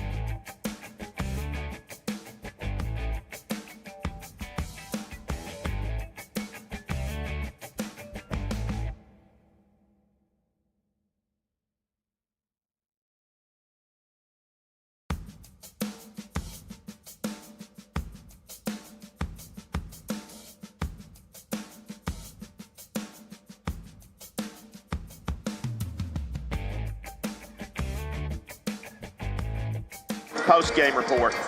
Thank you for coming back to our post-game show, brought to you by Heartland Roofing, as William Blount absolutely loses a heartbreaker tonight, as they look like they were complete control of the game. Hardin Valley comes running back. We're now joined by Coach Kallenberg here at our interview. And number one, Coach, I don't know what to tell you on this one, because I've been on the end of those, and these are not easy to do. So I commend you for coming up here, first of all. Well, you know, I told you guys that I'm never going to run or hide from it, and I don't know. I mean, I'm heartbroken for those kids, Yeah. and obviously, I've got to continue to figure out how to do a better job to close those things out. We're so close. Yeah, you girls played great. I felt like for 3.5 quarters, Coach, the zone was very effective. Had them really frustrated, you know, I think at times and so forth.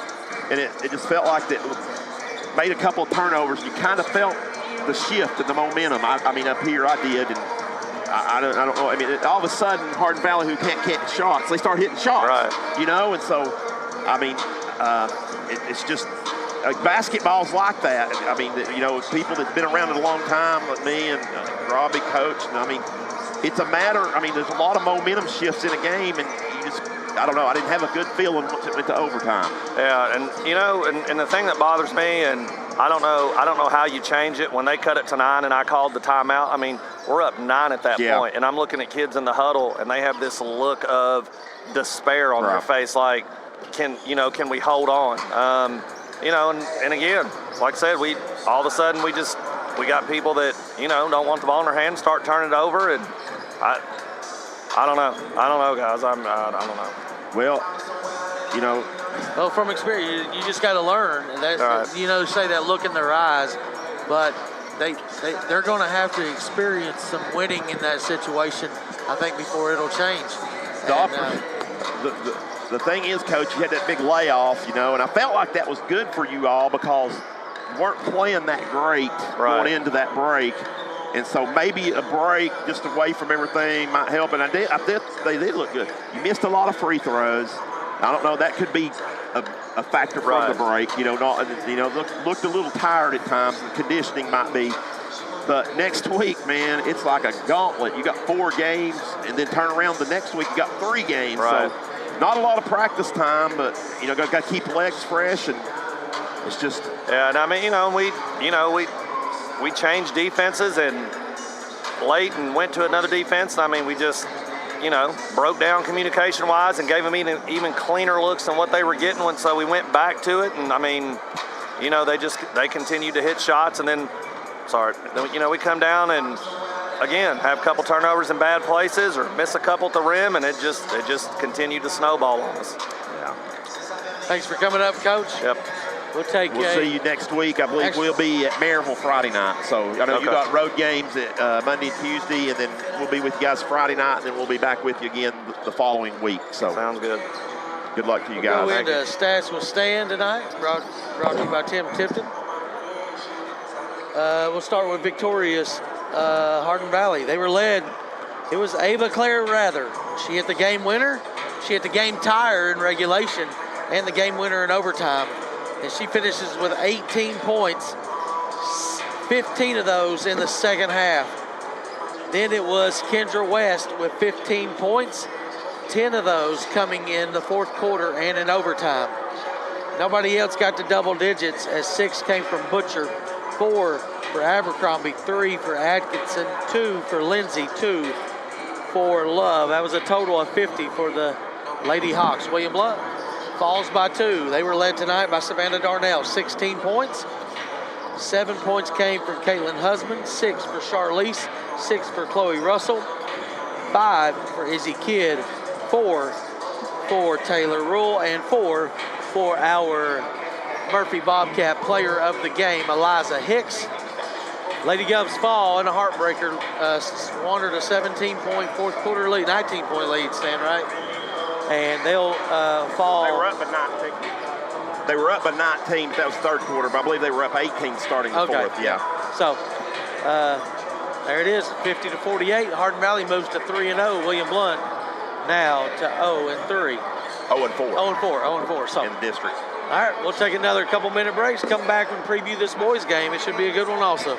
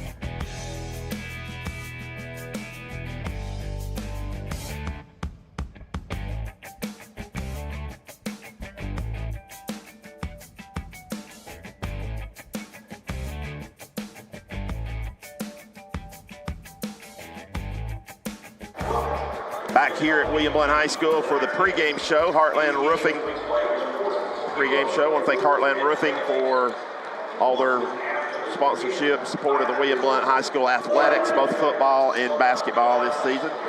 And we are about 5 minutes away from the tip here in this boys contest. And just to put a bow on that girls game, Carter and I up here, and it's just an absolute heartbreak way to lose a game. And I feel for the kids.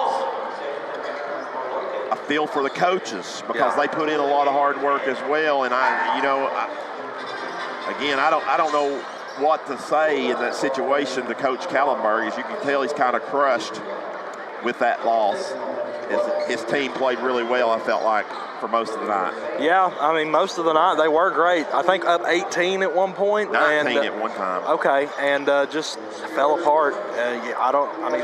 Hardin Valley started hitting shots too, so that definitely didn't help. But it felt like defensively, the Lady Govs thought they had the game won. And they're a young team, obviously, only one senior. But no, that's definitely tough. You feel for the kids, you feel for the coaches, and they'll bounce back. Hopefully getting a win here soon, because it's demoralizing whenever you're up so much and just can't get it done. They got a tough task Tuesday night going over to the doghouse and playing the Bearden Lady Bulldogs, who I think are ranked 3rd or 4th in the state in 4A. So did we get a final for that game? No, you can go ahead and look for that as we'll turn our attention to this boys contest. And of course, we mentioned it back in the girls contest. A.J. Gray, who is one of the key players for Hardin Valley, is right now ineligible, as he lost his TLSAA eligibility because he played in a recreational game during the Snowmageddon. And, I hate it for him. And maybe there is appeal. Hopefully TLSAA comes back and says, he needs to set out these many games. But he won't. William Blount's going to catch a great break because he can't play tonight. But, I hate it for the kid because, but at the same time. Senior, too, yeah. I think the coaches have to educate their kids better on things you can't do during season. Right. Yeah. If you cannot play in any kind of recreational league or anything like that.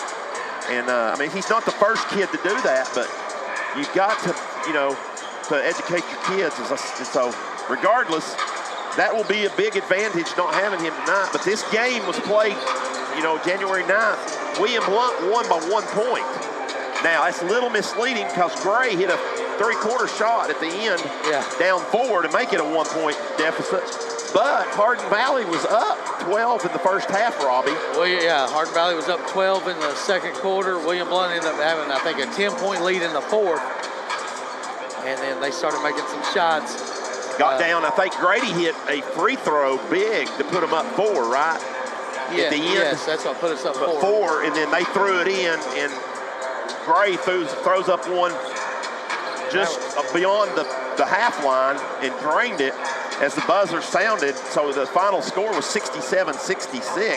And that was really one of Grady's best games of the year all around. We do have a final in Bearden-Maryville. Bearden on top, 49-33, so really dominated in that second half. Yeah, so Bearden goes to 3-0, stays pace with Hardin Valley. I'm going to go ahead and project that Farragut beat West girls tonight. I'll try to get on Jack Tate to find out about that. So you still have, and then Maryville will drop to 1-3. Of course, William Blount sitting at 0-4. West is probably going to drop to 0-3. And so we're about set to go here as the Hawks and the Governors. And Robbie, this should be a good one again. If you remember, these two teams have kind of had a rivalry, Stan. They played for the district championship last year at Farragut. And they still have a lot of good players, even though Gray's out. Brophy has played there, seems like forever. Yeah, where is my Ben Brophy. Number 4 is their starting point guard. Frey. And inside Sheets, Barrett Sheets had a big game in the game over at Hardin Valley, over 20 points that night. So no A.J. Gray. And they got, I think, 2 other players out with injuries. First for the visiting Hardin Valley Hawks, number 4, Bryson Fry. Fry is going to come out. Yeah, this is your Lon Butler of Knoxville starting lineups. Bryson Fry, number 11. Brophy, Curry, Javon Curry. Javon Curry did not play at the game at Joseph, and then number 23, Robbie, is the third one. That's Sheets. There's your 17 and 4. William Luck Governor's starting lineup.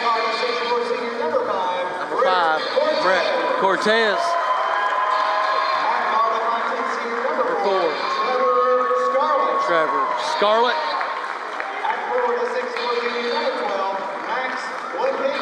12, Max Lipinski.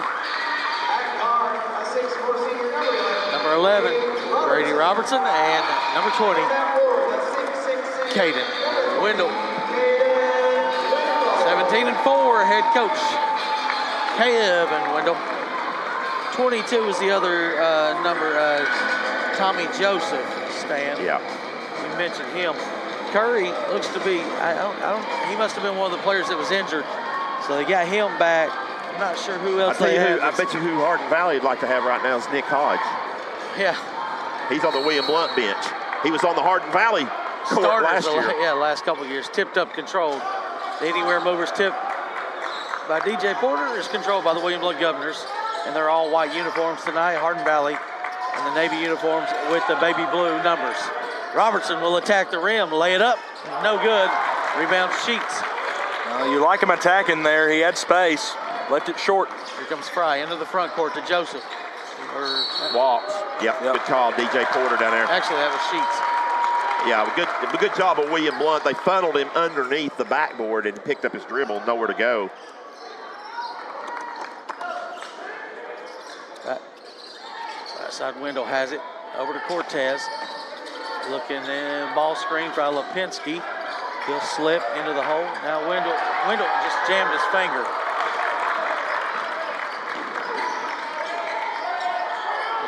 His left hand, and here's a 3 by Fry. Hodge is set to come in.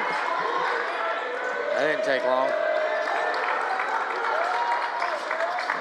Wendell has it. Hand check call on Sheets. Sheets will be his first, team's first. William Blount's basketball. Maybe Hodge isn't coming in.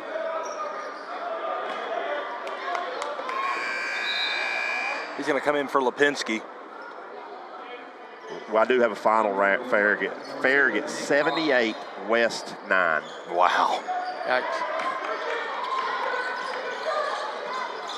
Comes Robertson, pull up, 15-footer off the glass and in. It's a tough 2. Wendell still flexing that left hand.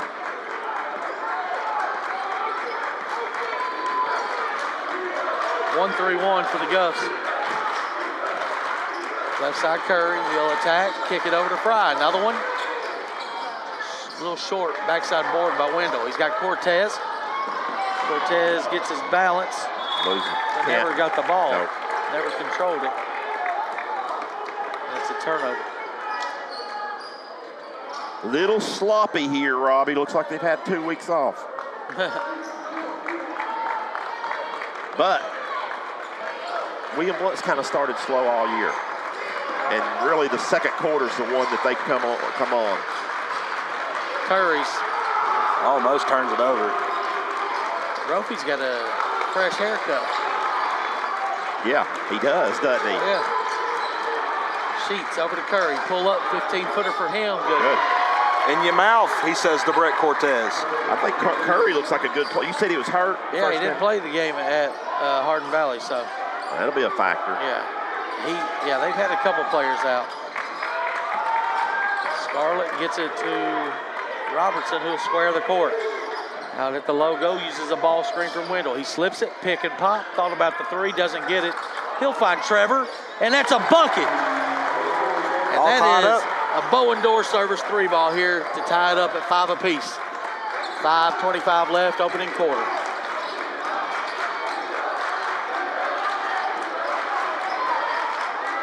Curry's got a look, He attacks the elbow, kicks it to Fry, sets and fires. Short, rebound Wendell. He's Going to get a fouled foul. by Sheets. And it'll be his second if it is, Robbie. It could go against Smith. And you're It right. is. It does. Excuse me, Joseph. Tommy Joseph picks it up, his second. Or first, excuse me, team's second. That would have been big if Sheets would have got his second. Lipinski checking back in here. He'll check in for Brett Cortez. So Max, we'll see if Max. He missed some assignment early, and that's why they brought Hodge in. Trevor inside to Grady. That's a tough pass. Trevor gets it back, finds Wendell underneath. Lay it in. 7-5, Govs with the lead. Push up a little pressure here. Fry skips it across. Curry attacks. Inside to Joseph. Joseph will turn it over. Stolen by Hodge. Hodge quickly into the front court. Finds Wendell. Pull up 15-footer short. Nope. Joseph boards it. Brophy gets his first shot up. Strong. Rebound Lipinski.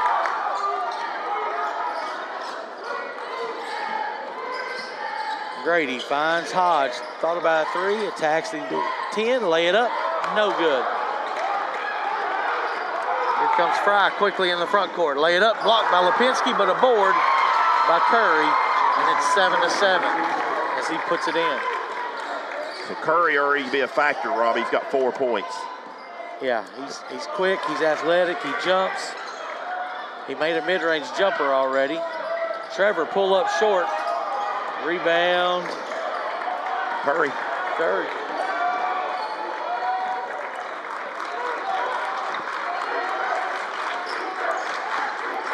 Contested three there by Scarlett. Yeah, off the bounce, too. We got a timeout, Hardin Valley. Timeout, Hardin Valley. It's going to be brought to you by Blevins Realty Group. Circulation Station, relieving pain with technology. Get 3 free treatments when you mention AM 1470. This is a 30-second break, so we'll just keep it here. Or was it? It is. It's what Frederick motioned, 30. Yeah, 30 seconds. They've got the clock running up here. Robbie, I saw where Hardin Valley hired a football coach.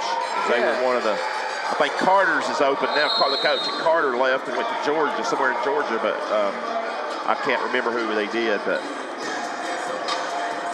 so they still thinking. Is there? News came out this week. William Blount and Heritage.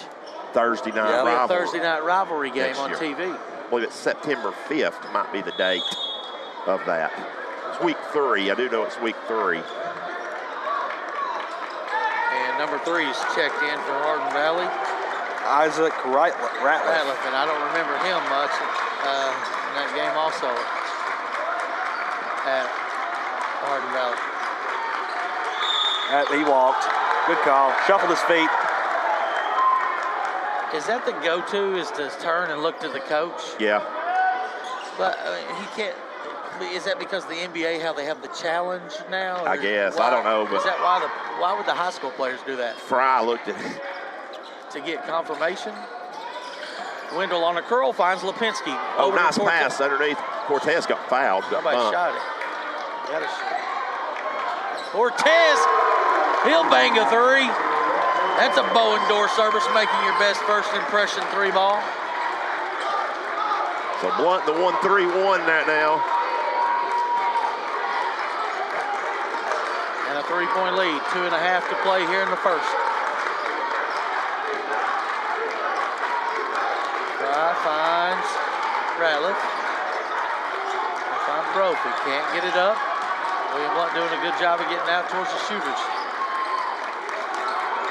Now Ratliff's got a corner 3, it's strong. Rebound, Cortez, over to Wendell. Wendell into the front court, finds Robertson, he'll attack. Gets his man near the block, skips it up top to Cortez. He's got Wendell on the block.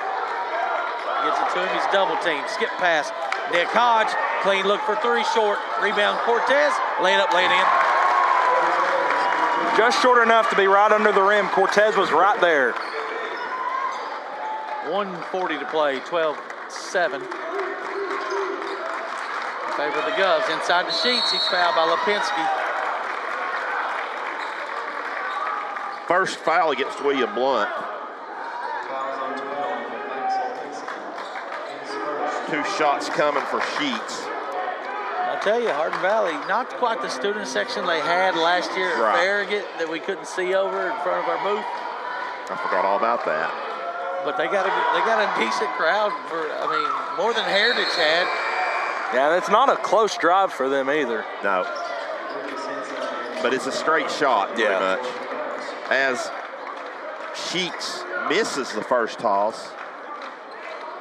Slow start. Guys, for Barron. between the girls and the boys both, just foul shots, we've seen a lot of short shots. I think that may be due to the break. Yeah. It's just, Well, and our 3 balls, a lot of our shots have been short. yeah, that's what I was meaning, yeah. Yeah, just not just the free throws, Right. but our jumpers also. Wendell finds Cortez. He will go up top to Wendell. We'll get a ball screen from Lipinski. Nope, doesn't use it. They'll attack. Cortez, Lucas Henson's checked in. Scarlett on a skip pass. Inside to Henson, stolen from behind by number 33 who's checked in. That's Fillers.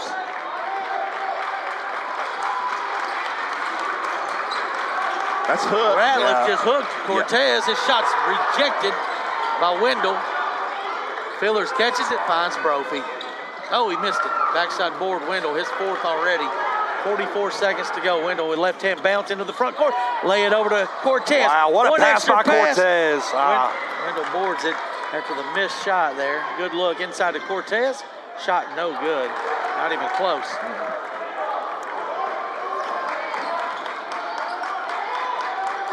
Clean look for Hardin Valley Sheets, and it's canned. I think he turned and let the students know too, didn't he? 12-11. He was right in front of the William Blount student section. He turned and let them know it was a 3. Cortez finds Scarlett. Scarlett will attack the baseline. Yes, Ace. Sure he didn't release the ball before he... Dabrowski's set to check in. He will check in for Wendell. Lipinski also checks out.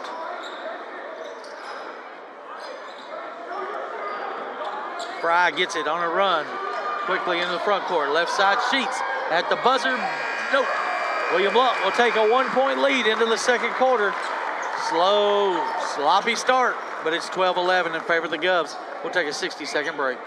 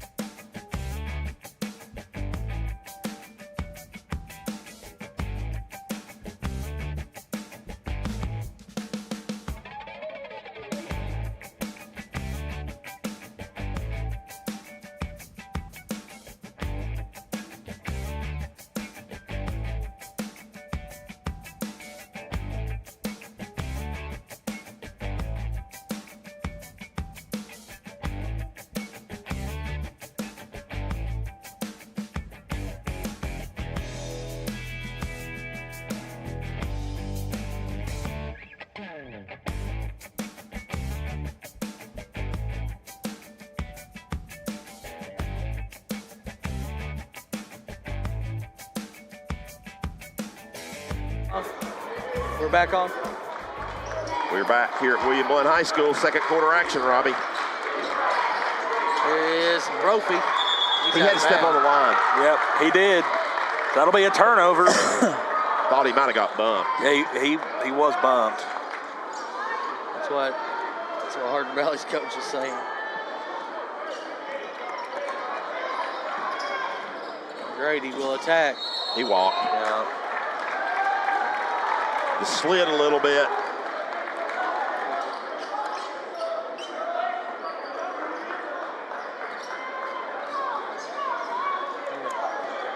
So 12-11, Blount holding to a 1-point lead. Let's see if they can get on a run right here. Curry left side. Skips it across to Fry. Back to Curry. He almost walked. He did a good job of keeping his pivot. Thought he drug it just a little bit right there at the end, but Brophy inside the Sheets. He's double teamed. Never mind. No, he ain't. He just turns and gets a layup. too easy. Just let him go, guys. To his right hand. He's got 6 points. Hardin Valley retakes the lead. Murray's hands are on. Cortez fires again. Strong. Rebound Curry.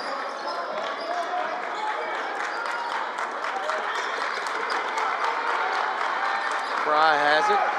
1:42 to go. You got a 13. There's a turnover into the hands of Lipinski. He'll hand it to Robertson. Robertson will attack.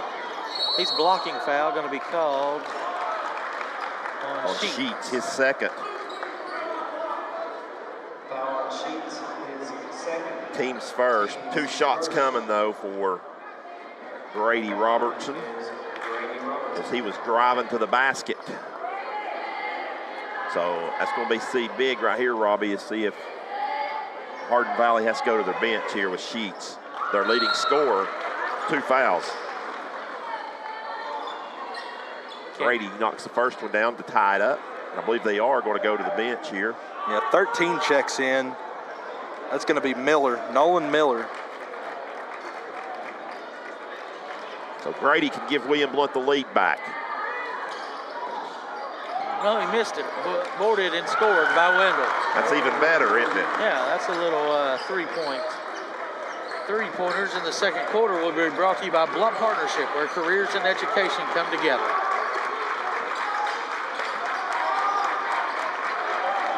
Inside, it's Joseph. He'll hand it. Oh, nice pass. Lay it up, lay it in.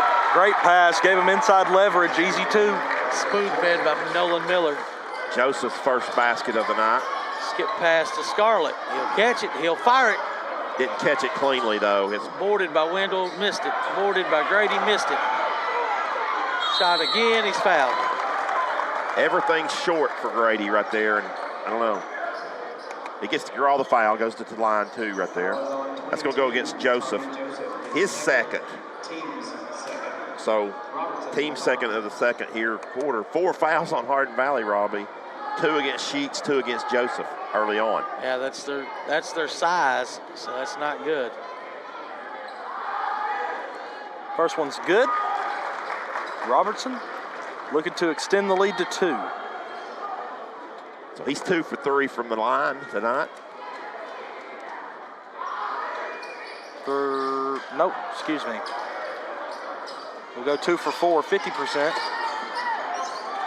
Fry has it. He'll walk it across.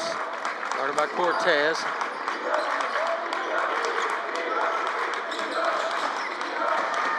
It's like a little matchup zone. 2-3 concept. As Scarlett fouls the Scarlett. shooter. Yep. 2 shots coming here for Curry. Trevor's first, team's first in the second quarter. But in the act of shooting was Bryson Fry. Ooh, little side spin on the shot. So might have seen the flaw in Jobbing. That one looked good as it goes down. We're knotted up at 16. That one looked a lot better. Lipinski's got Miller inside. Draws a foul from Miller. As Max Lipinski just posted up, Miller giving up a lot right there, Robbie. He just grabbed him around the waist. Third Cortez team foul. into Wendell. Wendell on the block. Turns, scores. Yep. Too easy for Wendell. Anything inside, you like the look. His 6th point of the night.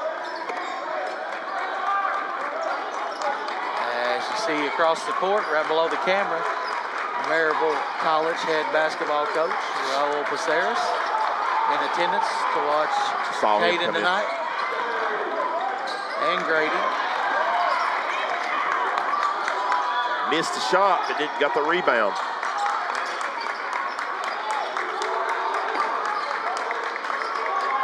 Here is Joseph. Over to Miller.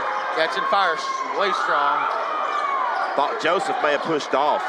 He Right. walked. Yeah, he walked. Good call. That would have been key if that was Joseph push off, Robbie. That would have been his third, but we'll take the turnover anyway. Henson and Nick Hodge check in here for the Governors.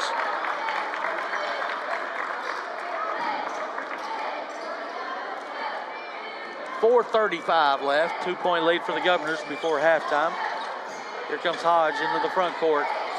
In trouble, needs help. Picks up his dribble and then finds Wendell. Back to Hodge. He's got Henson at the elbow. He will dribble out. Square the court with Scarlett.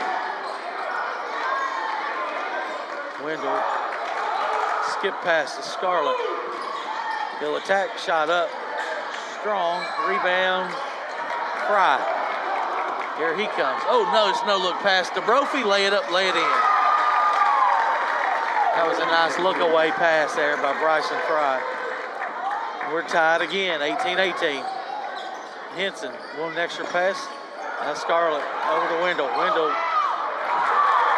lost his balance, stolen by Brophy. Brophy will lay it up, tipped up and in. Was that still on the rim? I think it was off. It was close. Dabrowski set to check in here for the Governors. Fellers gets the 2. And Cortez. A lot of hands, man, a lot of hands. They're finally going to call something.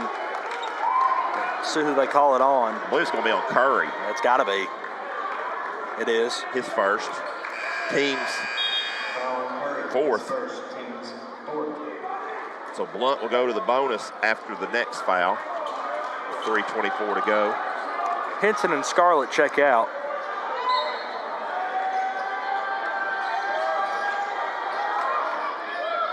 Turnover and a run out and an easy 2. Hardin Valley up 2 possessions. 22-18, or 22-8, yes.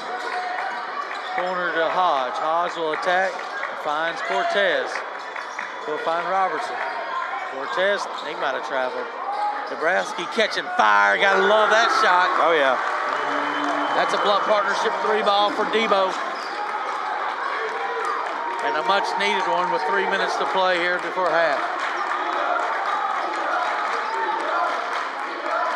Brophy's got a clean look. In and out. Wow. Rebound, G-Rob. Over to Wendell. Wendell inside to Dabrowski. He will post up. Find Cortez.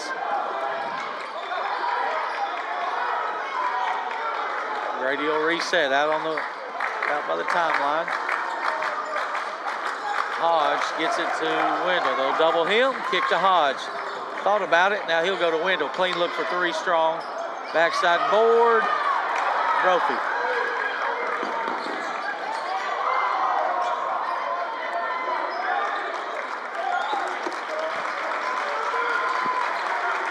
Two minutes remaining here in the first half. Hardin Valley holding on to a 1-point lead. Inside pass to Fellers. Lay it up. Draws the foul. Shot doesn't go down. Nice move by Fellers. Yep. That foul's going to be on Brett Cortez. That's minimal contact, right? His first, team's second. 2 shots coming though. What grade is Fellers? He looks young. Doesn't They say. don't have grades. That's right. He does look young though, Stan. I agree. As the first free throw hits the front of the rim and bounces in. Looks like a pretty good little player. Nice player for them. Post player. Good size and good hustle. Got a That good one's motor. short. But they get it. Somebody didn't box out. Inside to Fellers, back to Fry. And back to Fellers, lay it up. Wendell's going to pick up a blocking foul. And Fellers has really good control in the post, guys. Wendell's first, team's third. So a buck 42 to go. It's 23-21, guys. I mean, it looks rusty to me. Yeah, that second quarter explosion we were expecting didn't happen. This looks like a team that hadn't played in 2 weeks. Which one? William Blount. Hardin Valley has been longer than 2 weeks. Right. They played 2.5 weeks.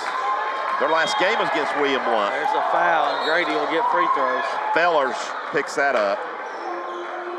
His first, team's 5th. And so 2 shots coming for Grady, who's 2 for 4 from the stripe.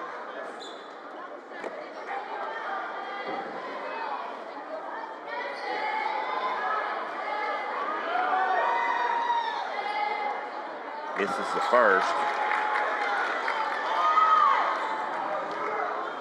So 2 of 5 from the line, unlike Grady. See if he gets his stroke back. 80% free throws, shooting 50% tonight. Cuts the lead to 3.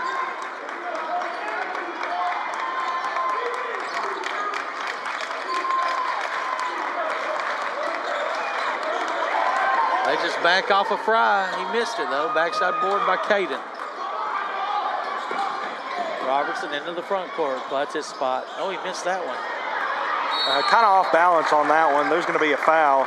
That's going to be on Dabrowski. His first, team's 4th, so no shooting, 109 to go. Next one, both teams will be in the bonus then. Actually, no, Hardin Valley, wait a minute.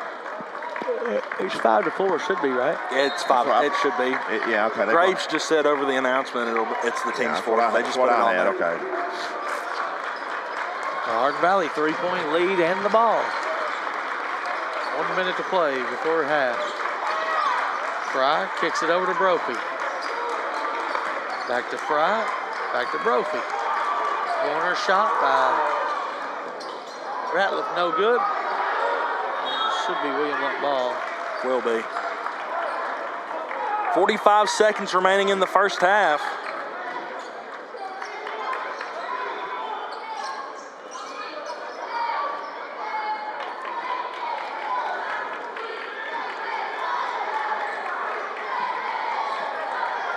Cortez over to Dabrowski, 35 seconds. Grady cuts across. Dabrowski finds Hodge. Good D by Hardin Valley, man-to-man here. Hodge, corner 3. Airball. You know, Student section's going to let him hear that too from Hardin Valley. 10 seconds left. Fry over to Brophy. Nobody gets out there. He missed it though. Rebound into the hands of Joseph. Yep, Joseph got it out to. Now it's going to be a foul on Robertson over the back, I believe. I don't believe they called it. Oh, they called timeout? End of the half. Oh, end of the half, yeah. All right, your score at halftime will be Hardin Valley 25, William Blount 22. We'll take a couple-minute breaks. You'll see the cheerleading squads and dance teams perform. And we'll come back with stats with Stan. 2-minute break.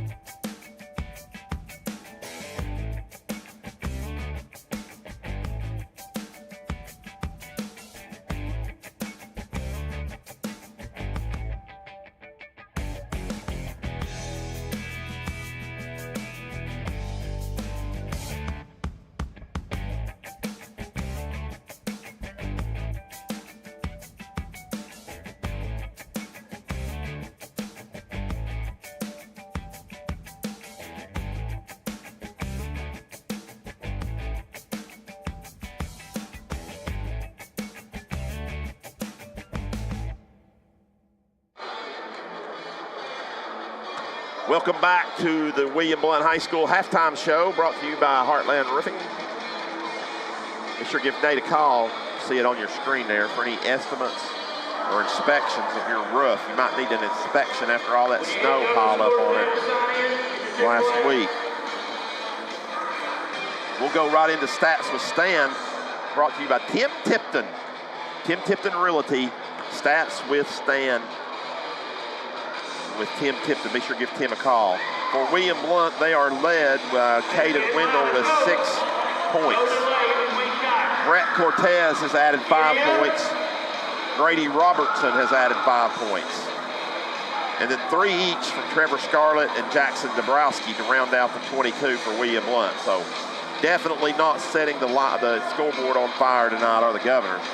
Hardin Valley, on the other hand, they're led by 6 points from Bryson Fry. They've got 6 points also from Barron Sheets.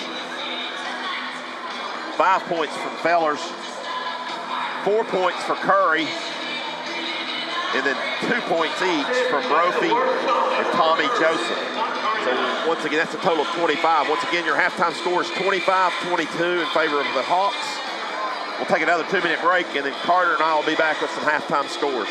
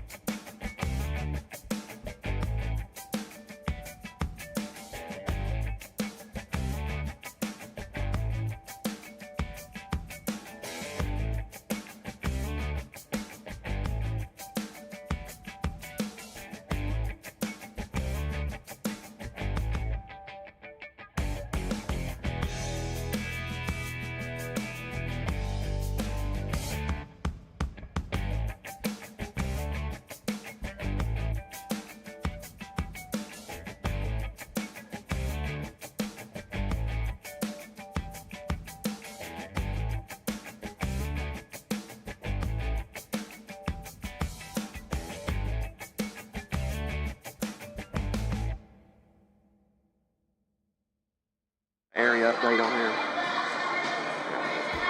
Back at William Blount High School for the halftime Heartland Roofing halftime show. Now we've got our area update, Realty Resource Systems. Carter, you got a couple of district games going on right here. One of them is a little bit of a shocker to me. Is over at Bearden High School at the Doghouse. Yeah, this was 20 minutes ago, so they've started action again, but at half, Bearden up 40-25 over the Rebels. The undefeated in district play, Maryville Rebels, who set a top. So that's really what William Blount needs, is for Bearden to win that game. Also, over in West Knoxville, down at Fair, getting us down the road a little way, down Kingston Pike, a halftime game. You've got that one as well. Yep, halftime, West 31, Farragut 26. And West, I think, won that first contest. No. Farragut did. Farragut won the first one. West beat Bearden. Yes. So, yeah. So that's the two games in that area, or our district So right both there. the teams that won the first time, are losing right now the second time. Actually, all 3 games right now. So that's what we talk about every broadcast. 1-6. Yep. District 4-4A is as competitive as you'll get. One of the toughest districts in the state. That's, you could and almost, that's an understatement. You could almost put up their names in a hat and drawn it out. Yeah. And got the district champion. This will be your champion. So, but anyway, and I've never seen the district that way. I mean, I've seen it competitive, like the top 4 or top 3. I've never seen it from top to bottom. Yeah, 1-6. 1-6 like this. So, and you know, the girls, a little bit. I think you got 2 halves that's starting to show in the girls. You got the top 3, the bottom 3 on it. So we'll see there as well on that. But the $1:52 to go here, Robbie. William Carter and I was talking off. You know, they've done a really good job on Caden and Grady, and they've left a couple guys open. What was the totals? They had a combined 11 points between them. I feel like that they're playing the Heritage. They've let Brett, of course, Brett scored 5 early points, had a couple of shots.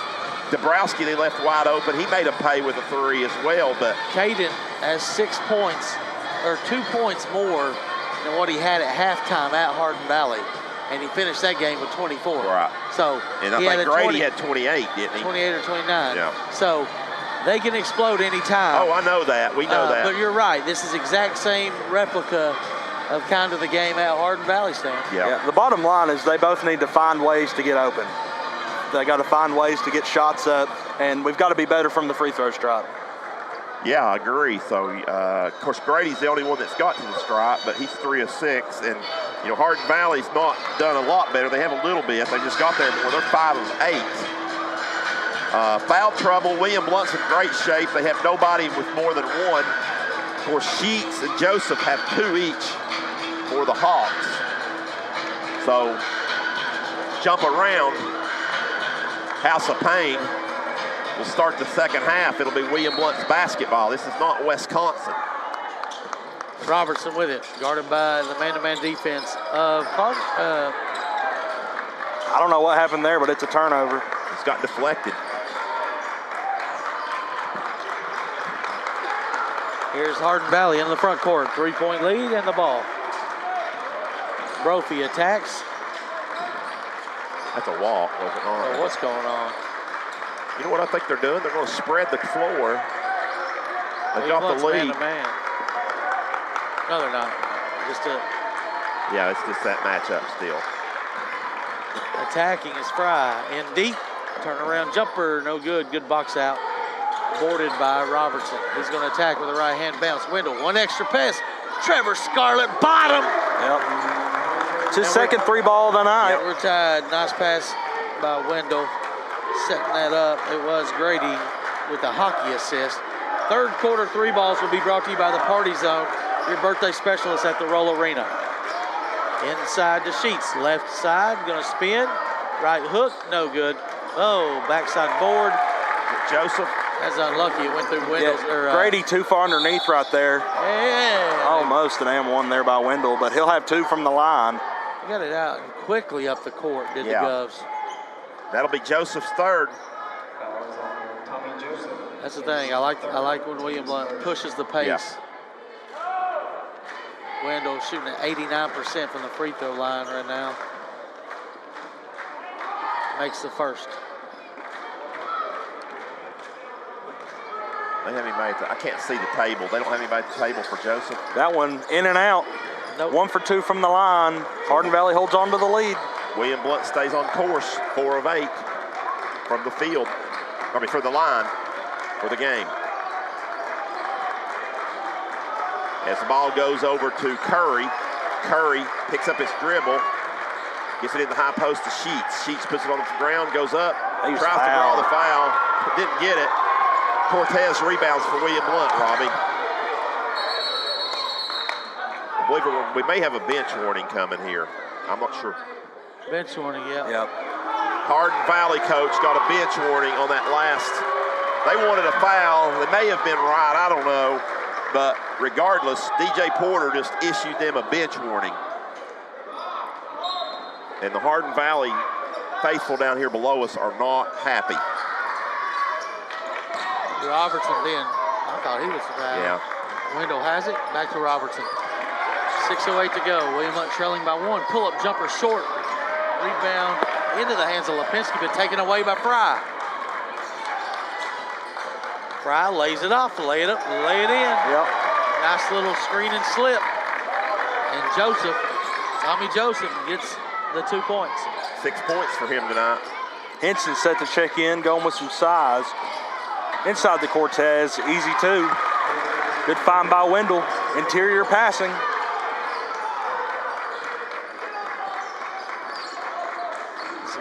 Cortez with 7 points tonight. Curry has it. William Blount's back in the zone. Sheets is going to fire a 3. Good.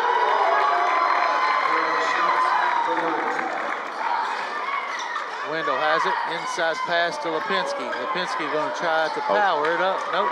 Kicks it back out to Robertson. He could have got Joseph's 4th right there. Grady strong. Rebound. Tipped around. And here comes Hardin Valley getting the 50-50 balls.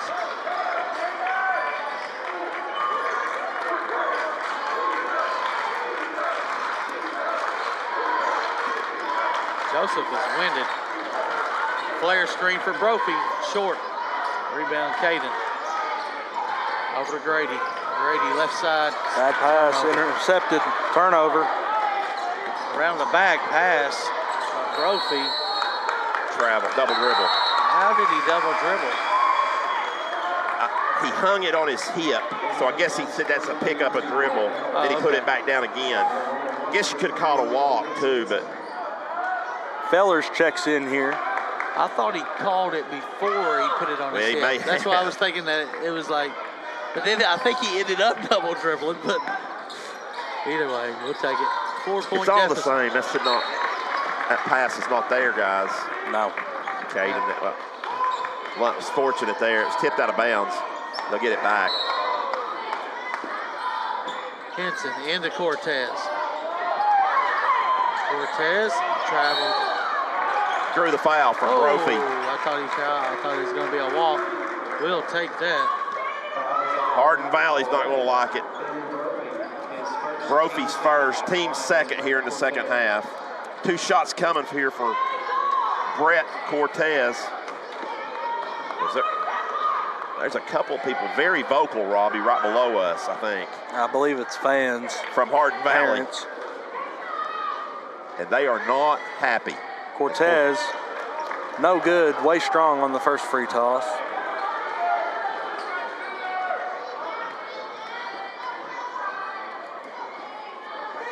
Second one, good. 3 point game. Back to where it was at the half, so we played about 4 minutes and haven't done anything to it. And Blount is 5 of 10 from the stripe. 50% is not going to cut it, guys. Nope. Every shot's been 1 out of 2, every sequence. Sheets, easy 2.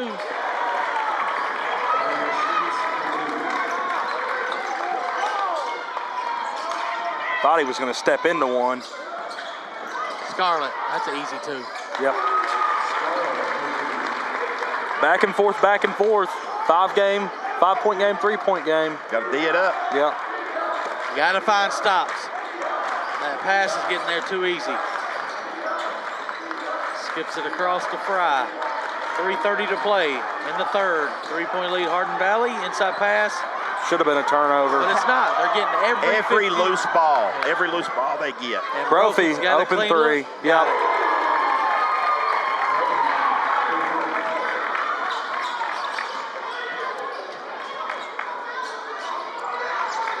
Cortez up to Scarlett. High post elbow. Wendell. Attacks. You got to take that. Shot no good. Wow. Rebound. Wendell with the foul.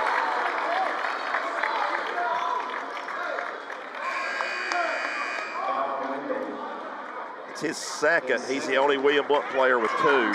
So 2:57 to go, guys. William Blount, I feel like, is in a dangerous spot right now. I know they can turn it on at any time, but it's an 11-minute game, guys. Yep. And it's just not baskets are not easy for him tonight, for whatever reason. Easy for Hardin Valley. Ratliff, his first 2 points, down 8 now. Henson tries to match it. Short. Rebound. Sheets. 9-point deficit, 2:30 to play here in the third. Hardin Valley's going to walk it across the timeline with the lead. It's Fry. Uses the ball screen from Fellers. Now he gets a switch. And a hold by Cortez. Yep. His second. Hodge checks in, his first action of the second half.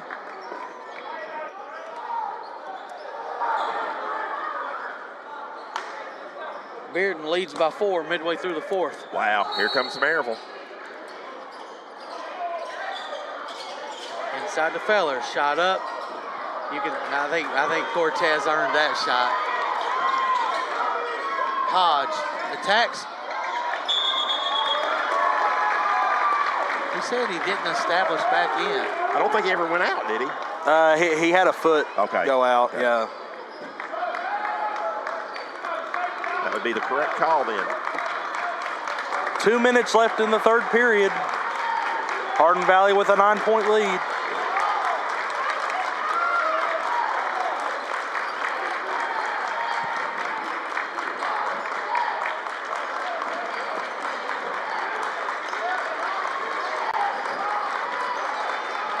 You know, they got to the point, Robbie, they've got almost big enough lead. They could just hold it and make William Blount come after them instead of come out of their zone. Too easy inside. Way too easy inside. 1-3-1's not working, guys. You're going to have to figure something out defensively. Hodge kicks it. Wendell didn't catch it clean. He's being fouled. Fouls on the floor. Not in the bonus. Fouls on Sheets. His third, team's third. Cortez to inbound.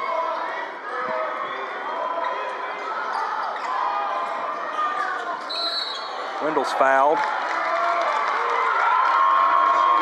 don't know what Sheets is arguing about. He grabbed him on the hold, then he grabbed him, and then he bumped him when he caught it. That's his third. I don't know about the score, guys. I've got 41. Did I miss a free throw? Did they have an and one?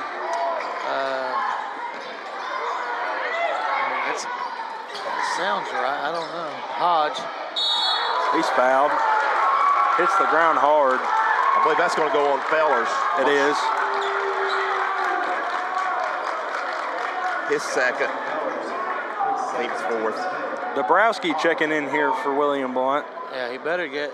DJ just told Fry he better calm down. This big man is being very demonstrative after both of those last two calls. First one short. Seen that a lot tonight. Seen a lot of short shots. Dabrowski in for Cortez here. No, Ratliff at 3. All right, so that found it, Robbie. It was the Ratliff 3 is where I missed it. So it is 42-32. 1 out of 2 for Hodge. 10-point deficit. Williams going to pick up full court. Oh my gosh, Fry just knocked out.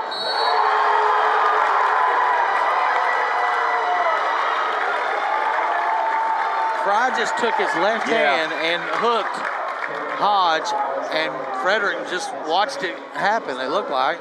No call. Henson picks up the foul. And then they get an and one on a tic-tac call. Short. You ain't gonna make a free throw anyways, but still. Wendell to Hodge. That'll run. Henson, clean look, long. Out of bounds off of Hardin Valley. Ratliff pushed off on that deal. 47.6 left in the third. Robertson into Wendell, up to Dabrowski. Out of Hodge, back to Dabrowski. Dabrowski kicks it, Henson. No good. Rebound, Grady. Out of window, gotta have it. He does. It's a 3 ball. It's a Roll Arena 3 ball and cuts the lead to 9. 30 seconds left here in the third.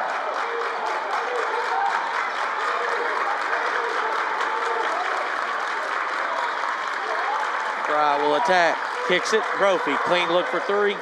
Short. Fellers gets the backside board. He walked. Wasn't called. They called a foul. I believe it's going to be on Henson. It is. His second. Team's fourth. 2 shots coming for Fellers. Can't get no boards in there. Got to get those backside boards. Fellers. He struggles. Yeah, he struggles from the line. He's 3 for 6, but the last 2, Robbie, have looked really bad. Well, the 3 he's made, I think, have also hit the front of the rim and bounced in. The last one didn't even draw iron. That one long. way strong. 10 seconds as Rendell brings it across the timeline. Steps up, finds Scarlett, corner short. Jump ball is going to go to Hardin Valley. Well, that gives William Blount possession. So we got a wedgie. Unbelievable.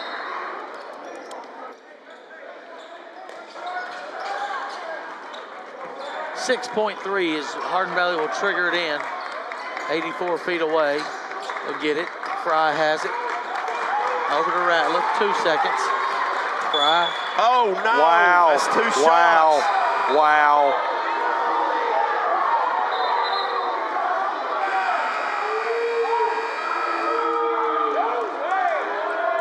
Is that the... That's 5.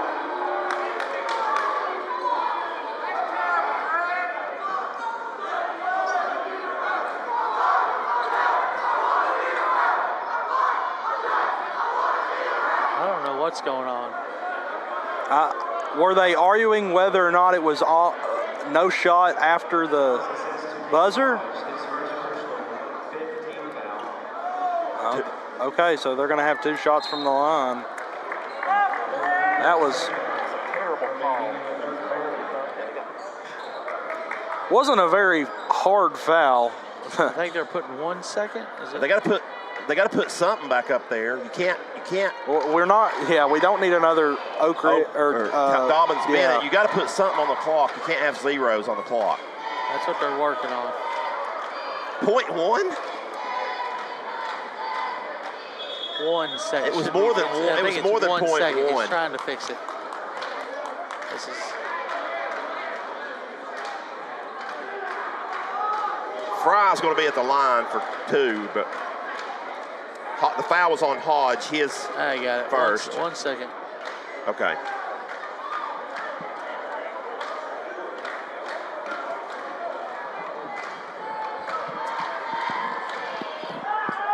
Fry, free throw. Good.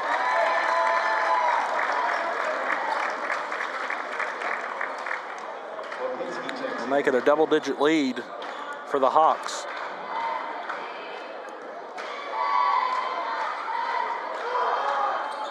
Good. 2 for 2 from the line. Cortez all the way down. Lipit. Oh, man. There's 1 second left, not .1. Maybe he thought there was .1. Yeah. Your score at the end of 3. William Blount down by 11. Last game, I think, down 17 to Maryville going to the 4th, so going to have to pull some heroics out. We'll take a 60-second break.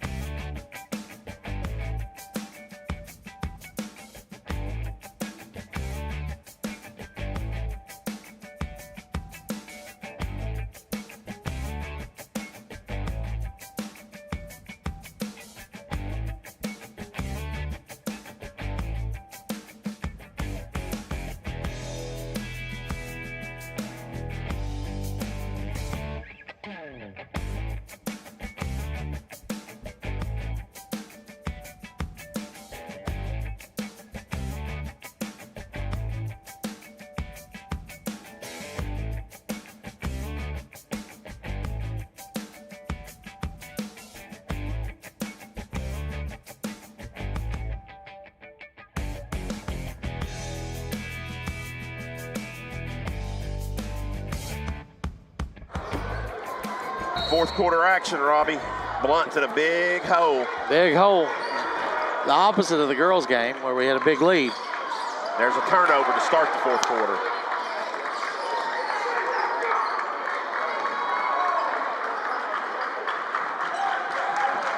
Fry into the front court. Blount's went man. Yeah. They don't have a choice. Yeah, and probably need to go full court, man. Trapping. Tough two, good. Wow. Curry. He's had a couple of those tonight.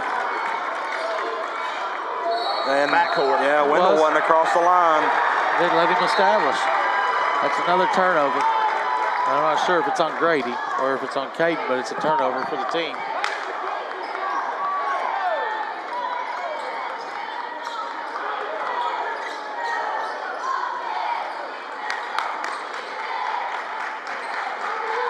Needs something to spark a comeback here. Down 13. Dribble handoff to Curry. Now to Joseph. Ratliff. Bottom.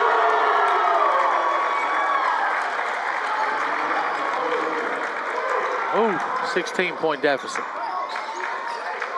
Wendell to Cortez. Another turnover.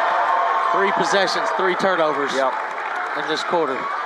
That's not going to do it.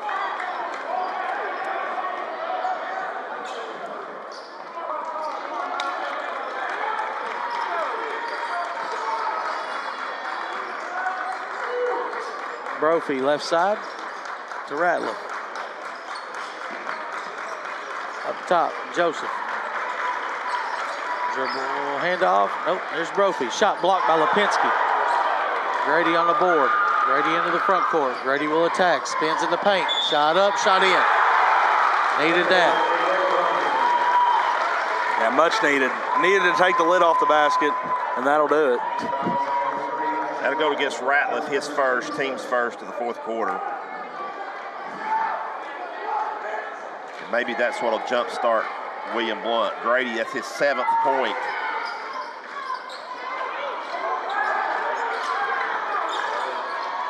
And a No tip good, around. but William Blount controls the rebound. Grady, no shot. He's fouled on the floor. 2 quick fouls here by Hardin Valley the last I believe possession. that may go against Fry, but we're going to wait and check here. DJ Porter, it does. Yeah. That will be Fry's first as well. Hodge checks in for Lipinski.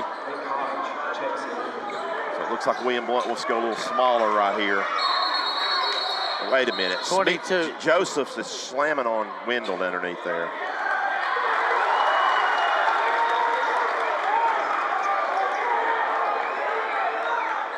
And he's playing with 3 fouls.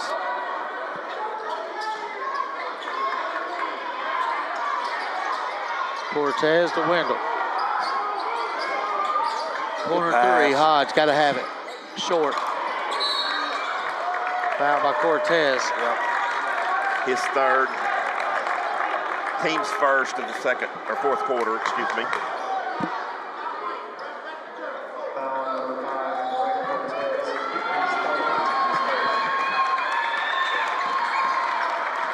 Curry has it. Got a Fry. He'll beat the press with a dribble all the way into the front court. Now resets. Oh, my goodness. How is that not a walk? Yeah, there were more than 3 steps taken there. No, it wasn't a Euro step. They're gonna walk over on the. It's Curry shuffled him. Worked out in the end. 14-point deficit, 5:50 to go here in the fourth. Scarlett, left side, flares it over to Hodge. Hey, these guys holding him. Joseph's holding him. That'll be his 4th, won't it? Yeah. 3rd team foul.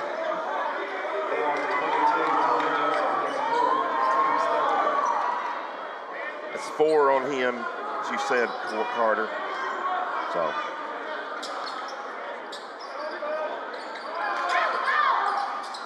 Hodge finds Wendell in the corner, into Grady. Grady powers it up. No good. Oh, yeah, Wendell got pushed and he's out. Joseph's out of the game. Went up underneath Wendell, trying to go for the putback, and he fouled out. Yep. They'll bring in Fellers. He had 6 points.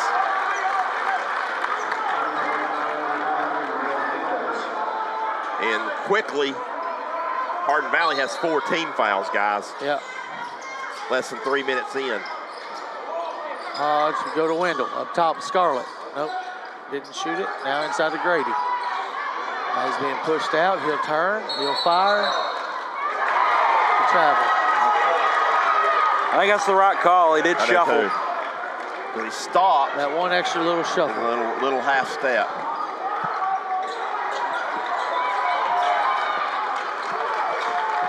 Curry. That's going to be Cortez's 4th.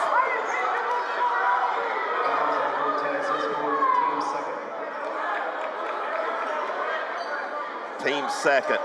So Brett's got 4. He's going to play smarter now.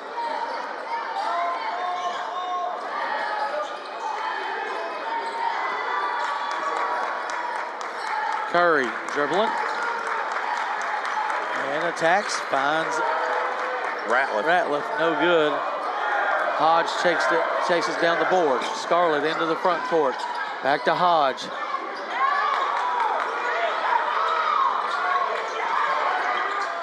Over to Wendell. Deep 3. Got it. 4th quarter 3 ball is brought to you by Murphy Bobcat, and that was a deep one. Yep. Cuts the lead to 11. Picked up his dribble. We got to trap him. Timeout, Hardin Valley. Good timeout there. As it's brought to you by Barner Burger, home of the 2 for $9 quarter pounders with cheese. We'll take a 30-second break.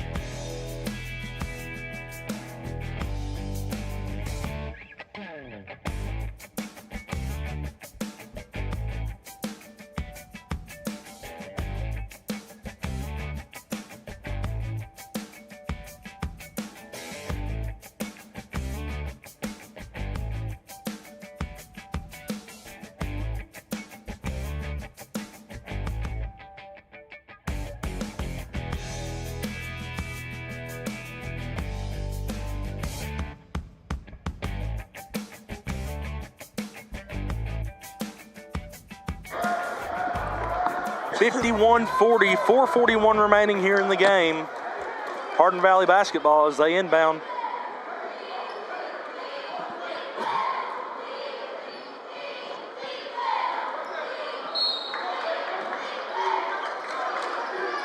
William Blount in desperate need of some defensive stops. Almost got it. Ratliff has it into the front court. Need to press up on him. Get the ball from him. Hodge does. He steals it. Hodge will go into the front court. Euro. Oh, he missed it. Another timeout by Hardin Valley. Fry called that. So we'll see if that is their Good steal by Hodge. Just didn't make the shot. Tried to draw some contact. Looks like Dabrowski is going to check in for the Governors when they come back in. This timeout going to be brought to you by Trinity Chiropractic, where you get your life forces switched on with Dr. Evan Butcher. Keep it. This timeout. Still waiting for a final from Maryville. I'll see what I can get from Farragut during that.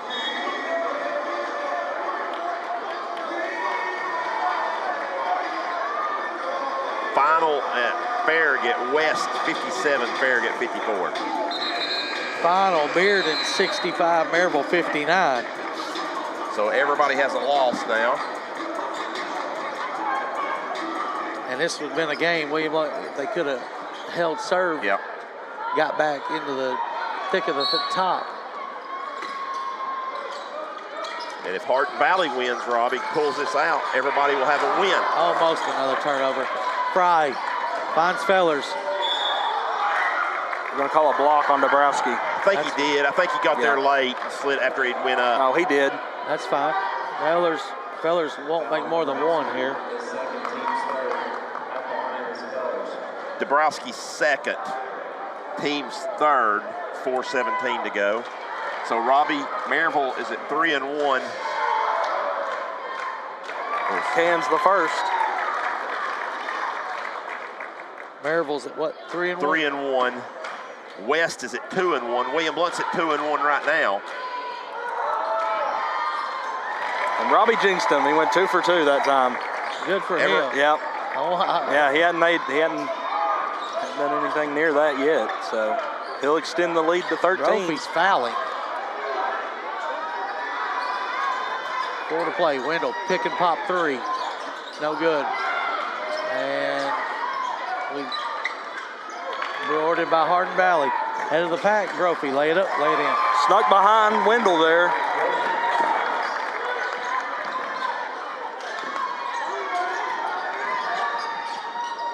Trevor catches it.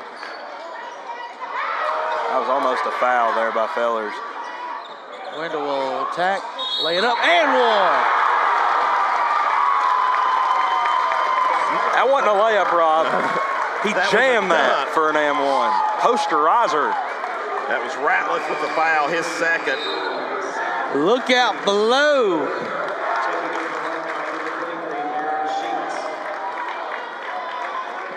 Sheets will check back in.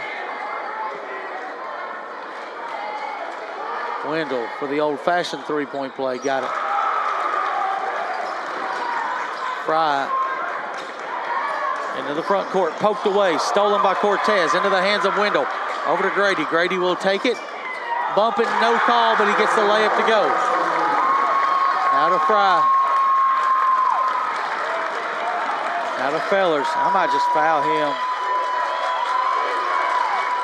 You got one to give. Hey, Oh, can't do that.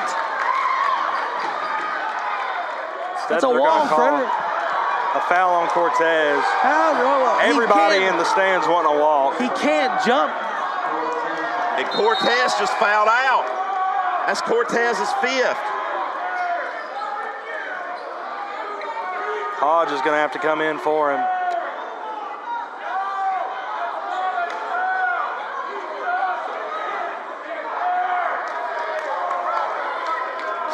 So a missed call. What are we doing?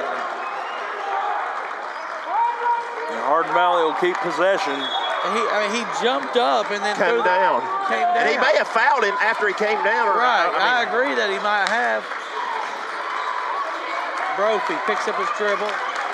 Just go foul him. Just go foul him.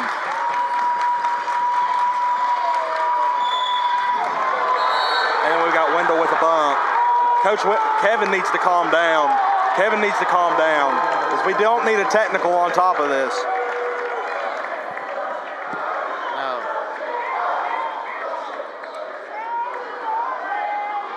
He's asking him to help. I thought.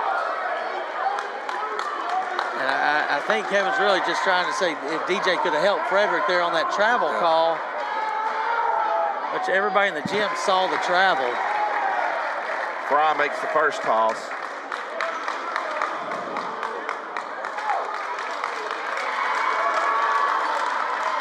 Makes the second. Well, the bad thing is, Robbie, you lost Cortez, too, on the play. Right. I mean, that's, Dabrowski gonna give Wendell a ball screen.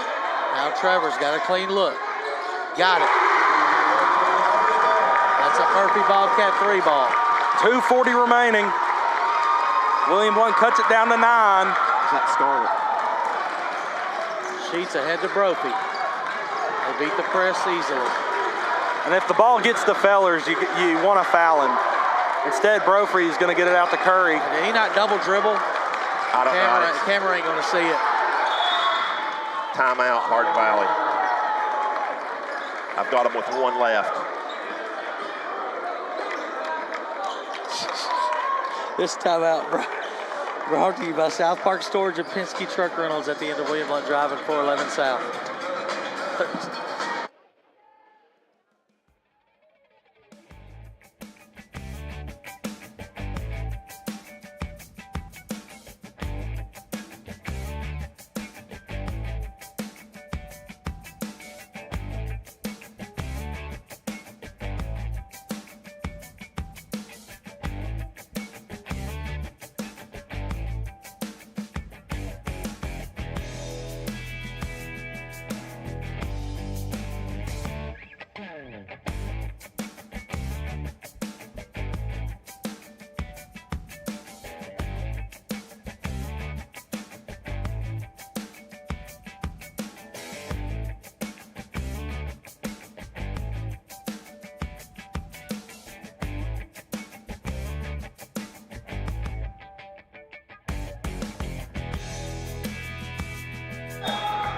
All right, 2:18 to go, down by 9. Got to find a stop. Get it back to Curry. His shot's blocked by Wendell. Wendell into the front court, needs to step into one. He will. In and out. Dabrowski boards it, and he's fouled. Brophy. That about went in. That would've... Brophy's second. They're way over the limit, so 2 shots coming. Yeah, that would have lit this place up if that went down. Good job by Dabrowski, though, to get underneath, get the board, and draw a foul. So he'll have 2 from the line. Jackson with 3 points tonight, hit a 3-pointer in the second period. So these will be 2 big free throws for him. Everything's big for William Blount now. Yeah, it's almost got to be a perfect game. And Wendell's 3 rattles out. Dabrowski's free throw rattles out. And it's staying on pace for Robbie for William Blount. You know, they're pretty much just 50%. Yeah. Exciting. 8-point game. Back to Sheets. Not foul Sheets. I don't know. Trevor tried to. Don't foul Brophy.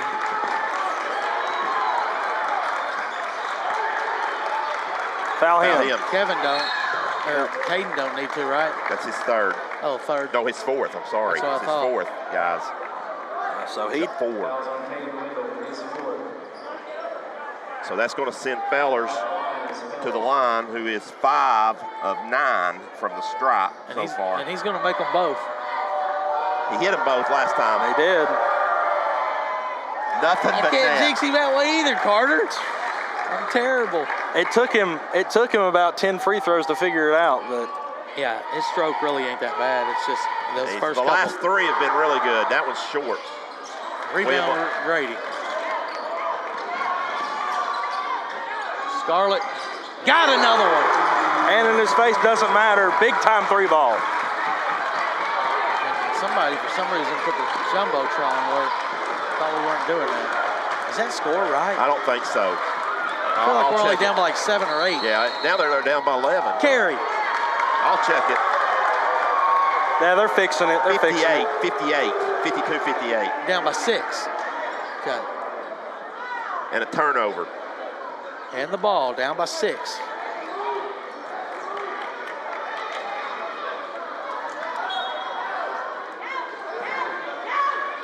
Hodge quickly into the front court. Step back. Thought he was going to shoot it. Trevor, he'll attack. Just get You a got good plenty look. of time. Just get him. You need to score. Get your best look. Dabrowski. Goodness gracious. Trevor. Back to Dabrowski to Hodge. Good deep by Hardin Valley this possession. There's a bump foul. It'll be 2 free throws for William Blount. That's going to go against Sheets. His 4th.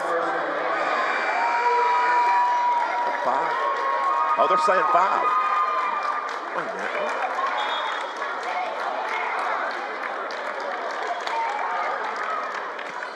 So 2 guys have fouled out now for Hardin Valley.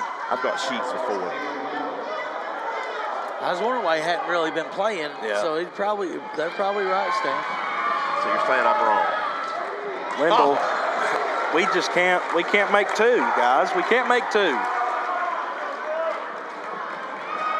No, they can go back and point to this game for the free throw line if we don't win it. They're down 5.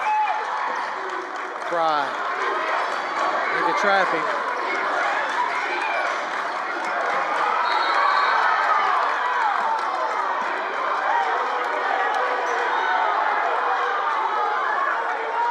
Fouls on Robertson. But don't foul Fry. Yeah, like, his first. Trap Fry, and then when he flips it over to Fellers or somebody, try to foul, or Curry, foul them. You don't want to foul Ratliff, Fry, or Brophy right now. So you got to foul Fry right now. Yeah. Just for this possession, right? All right. Fry with 5 of 7 from the stripe. We'll have one more. Short. And what do you know? We foul them again. They get the rebound and we foul them again. Our fifth guy was standing in the corner in front of the student section. Nick Hodge with his second. Fry won't miss 2 this time, I can promise you that.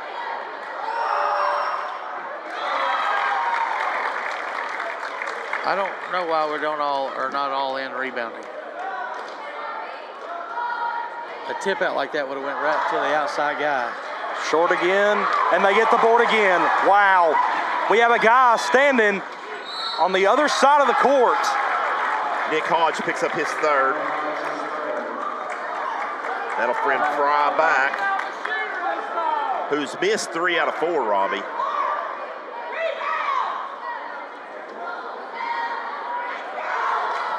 Short.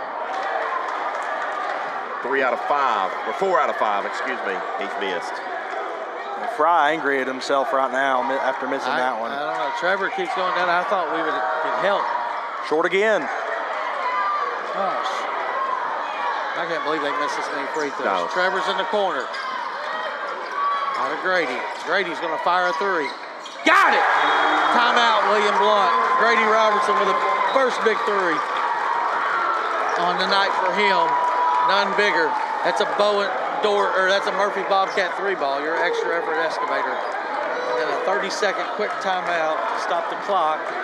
44 seconds left in the game, down by 3. Is that our first? Brought to you by East Tennessee Insurers, your local independent insurance agency. 30-second break.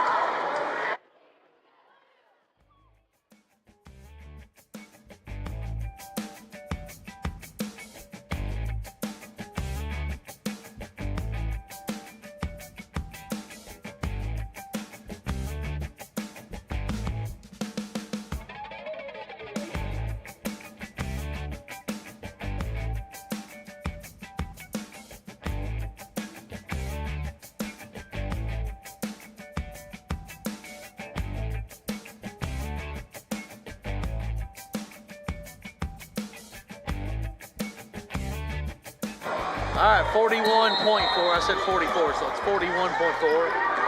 As Curry gets it Don't to foul Brophy. him. No. No, Hodge. That's Nick's 4th. I know you're wanting as much time as possible, but Yeah. the one person you don't want to foul is Sticks in Navy. You want to make him give it up, but regardless, we'll go here. You know what, guys, at this point, I think I would have fouled Growth or Should just roll on Fry that if one. you had a chance, because I think something's in his head right now. Coach Wendell wants a full timeout. He's got plenty left. This timeout is going to be brought to you by Blevins Realty Group. Making buyers and sellers happy. We'll take a 30-second break.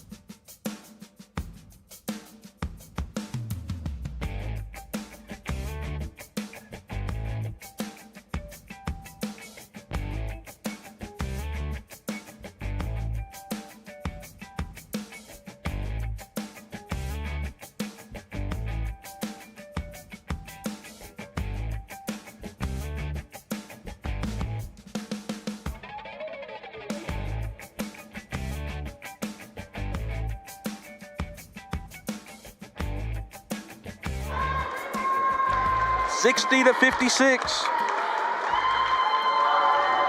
Brophy to the line for his second free throw shot. Missed it. Rebound Lipinski to Hodge. Still a 2-possession game. Got to get a quick one. Robertson has it. 30 seconds. Over to Scarlett. Over to Robertson. Robertson, tough 3. Short. Rebound. Stolen by Wendell. Over to Lipinski. Lay it up. No good. Grady scored. Timeout.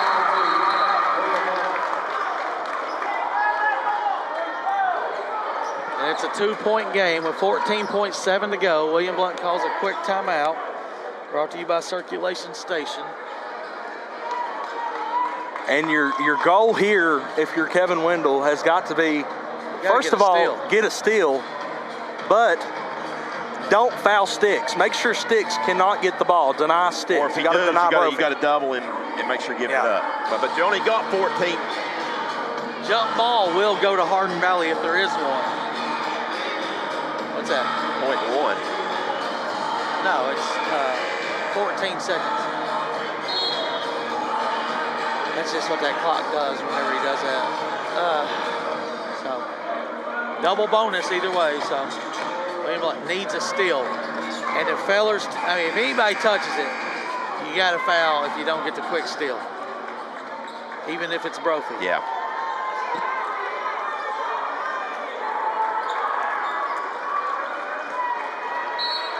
Curry will trigger in. He's got Brophy. They foul him. That was way too easy. Yeah. And that was the same inbounds play that they ran earlier to get him the ball. Yikes. But maybe they've kind of helped us out. Yeah. As bad as we've shot, they've missed some down the stretch here too. Brophy cans the first. How many timeouts does William Blount have? 2, I guess. 1 now. Try to ice him. This timeout brought to you by Bonner Burger, home of the 2 for $9 quarter pounders with cheese.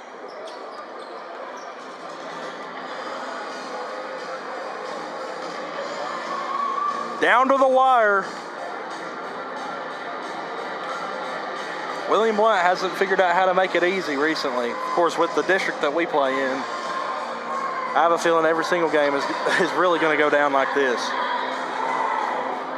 Yeah, we said that a number of times. And, this is going to be one. If they don't win, they're going to look back at the free throw stripe. You have to.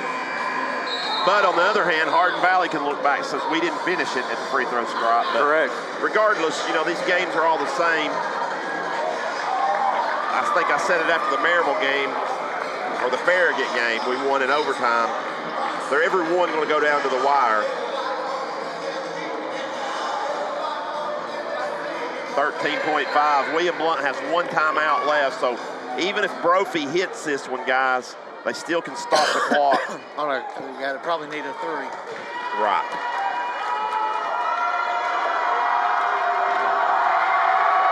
Short. Got the roll, though. Wendell to Hodge. Corner to Scarlett. Scarlett fires a 3. No good. Board by Wendell. Corner. Shot. No good. In and out. And that's going to do it.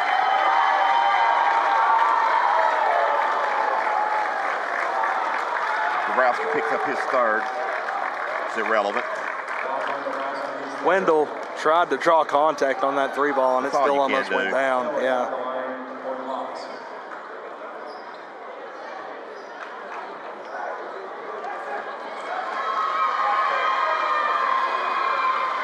We'll have a quick post-game show. Fellers misses.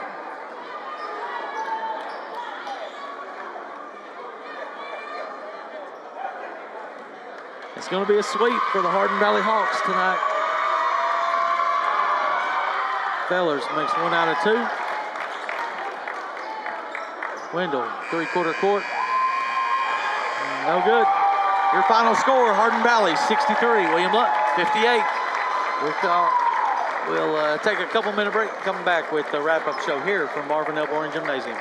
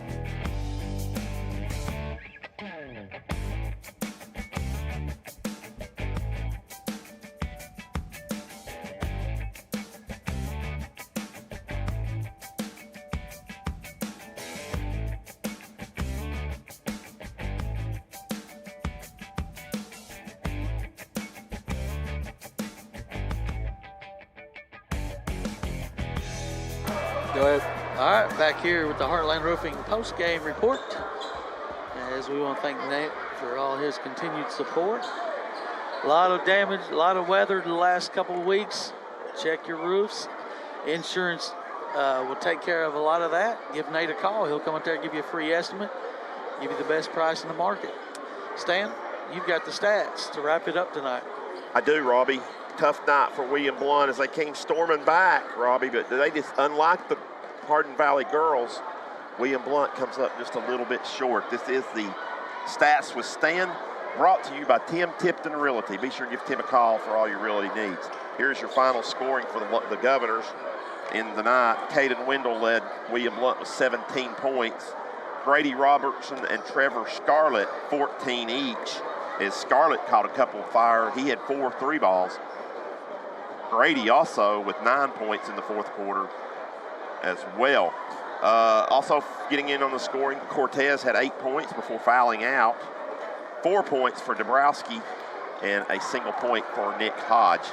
And that is a total of 58 points for William Blount.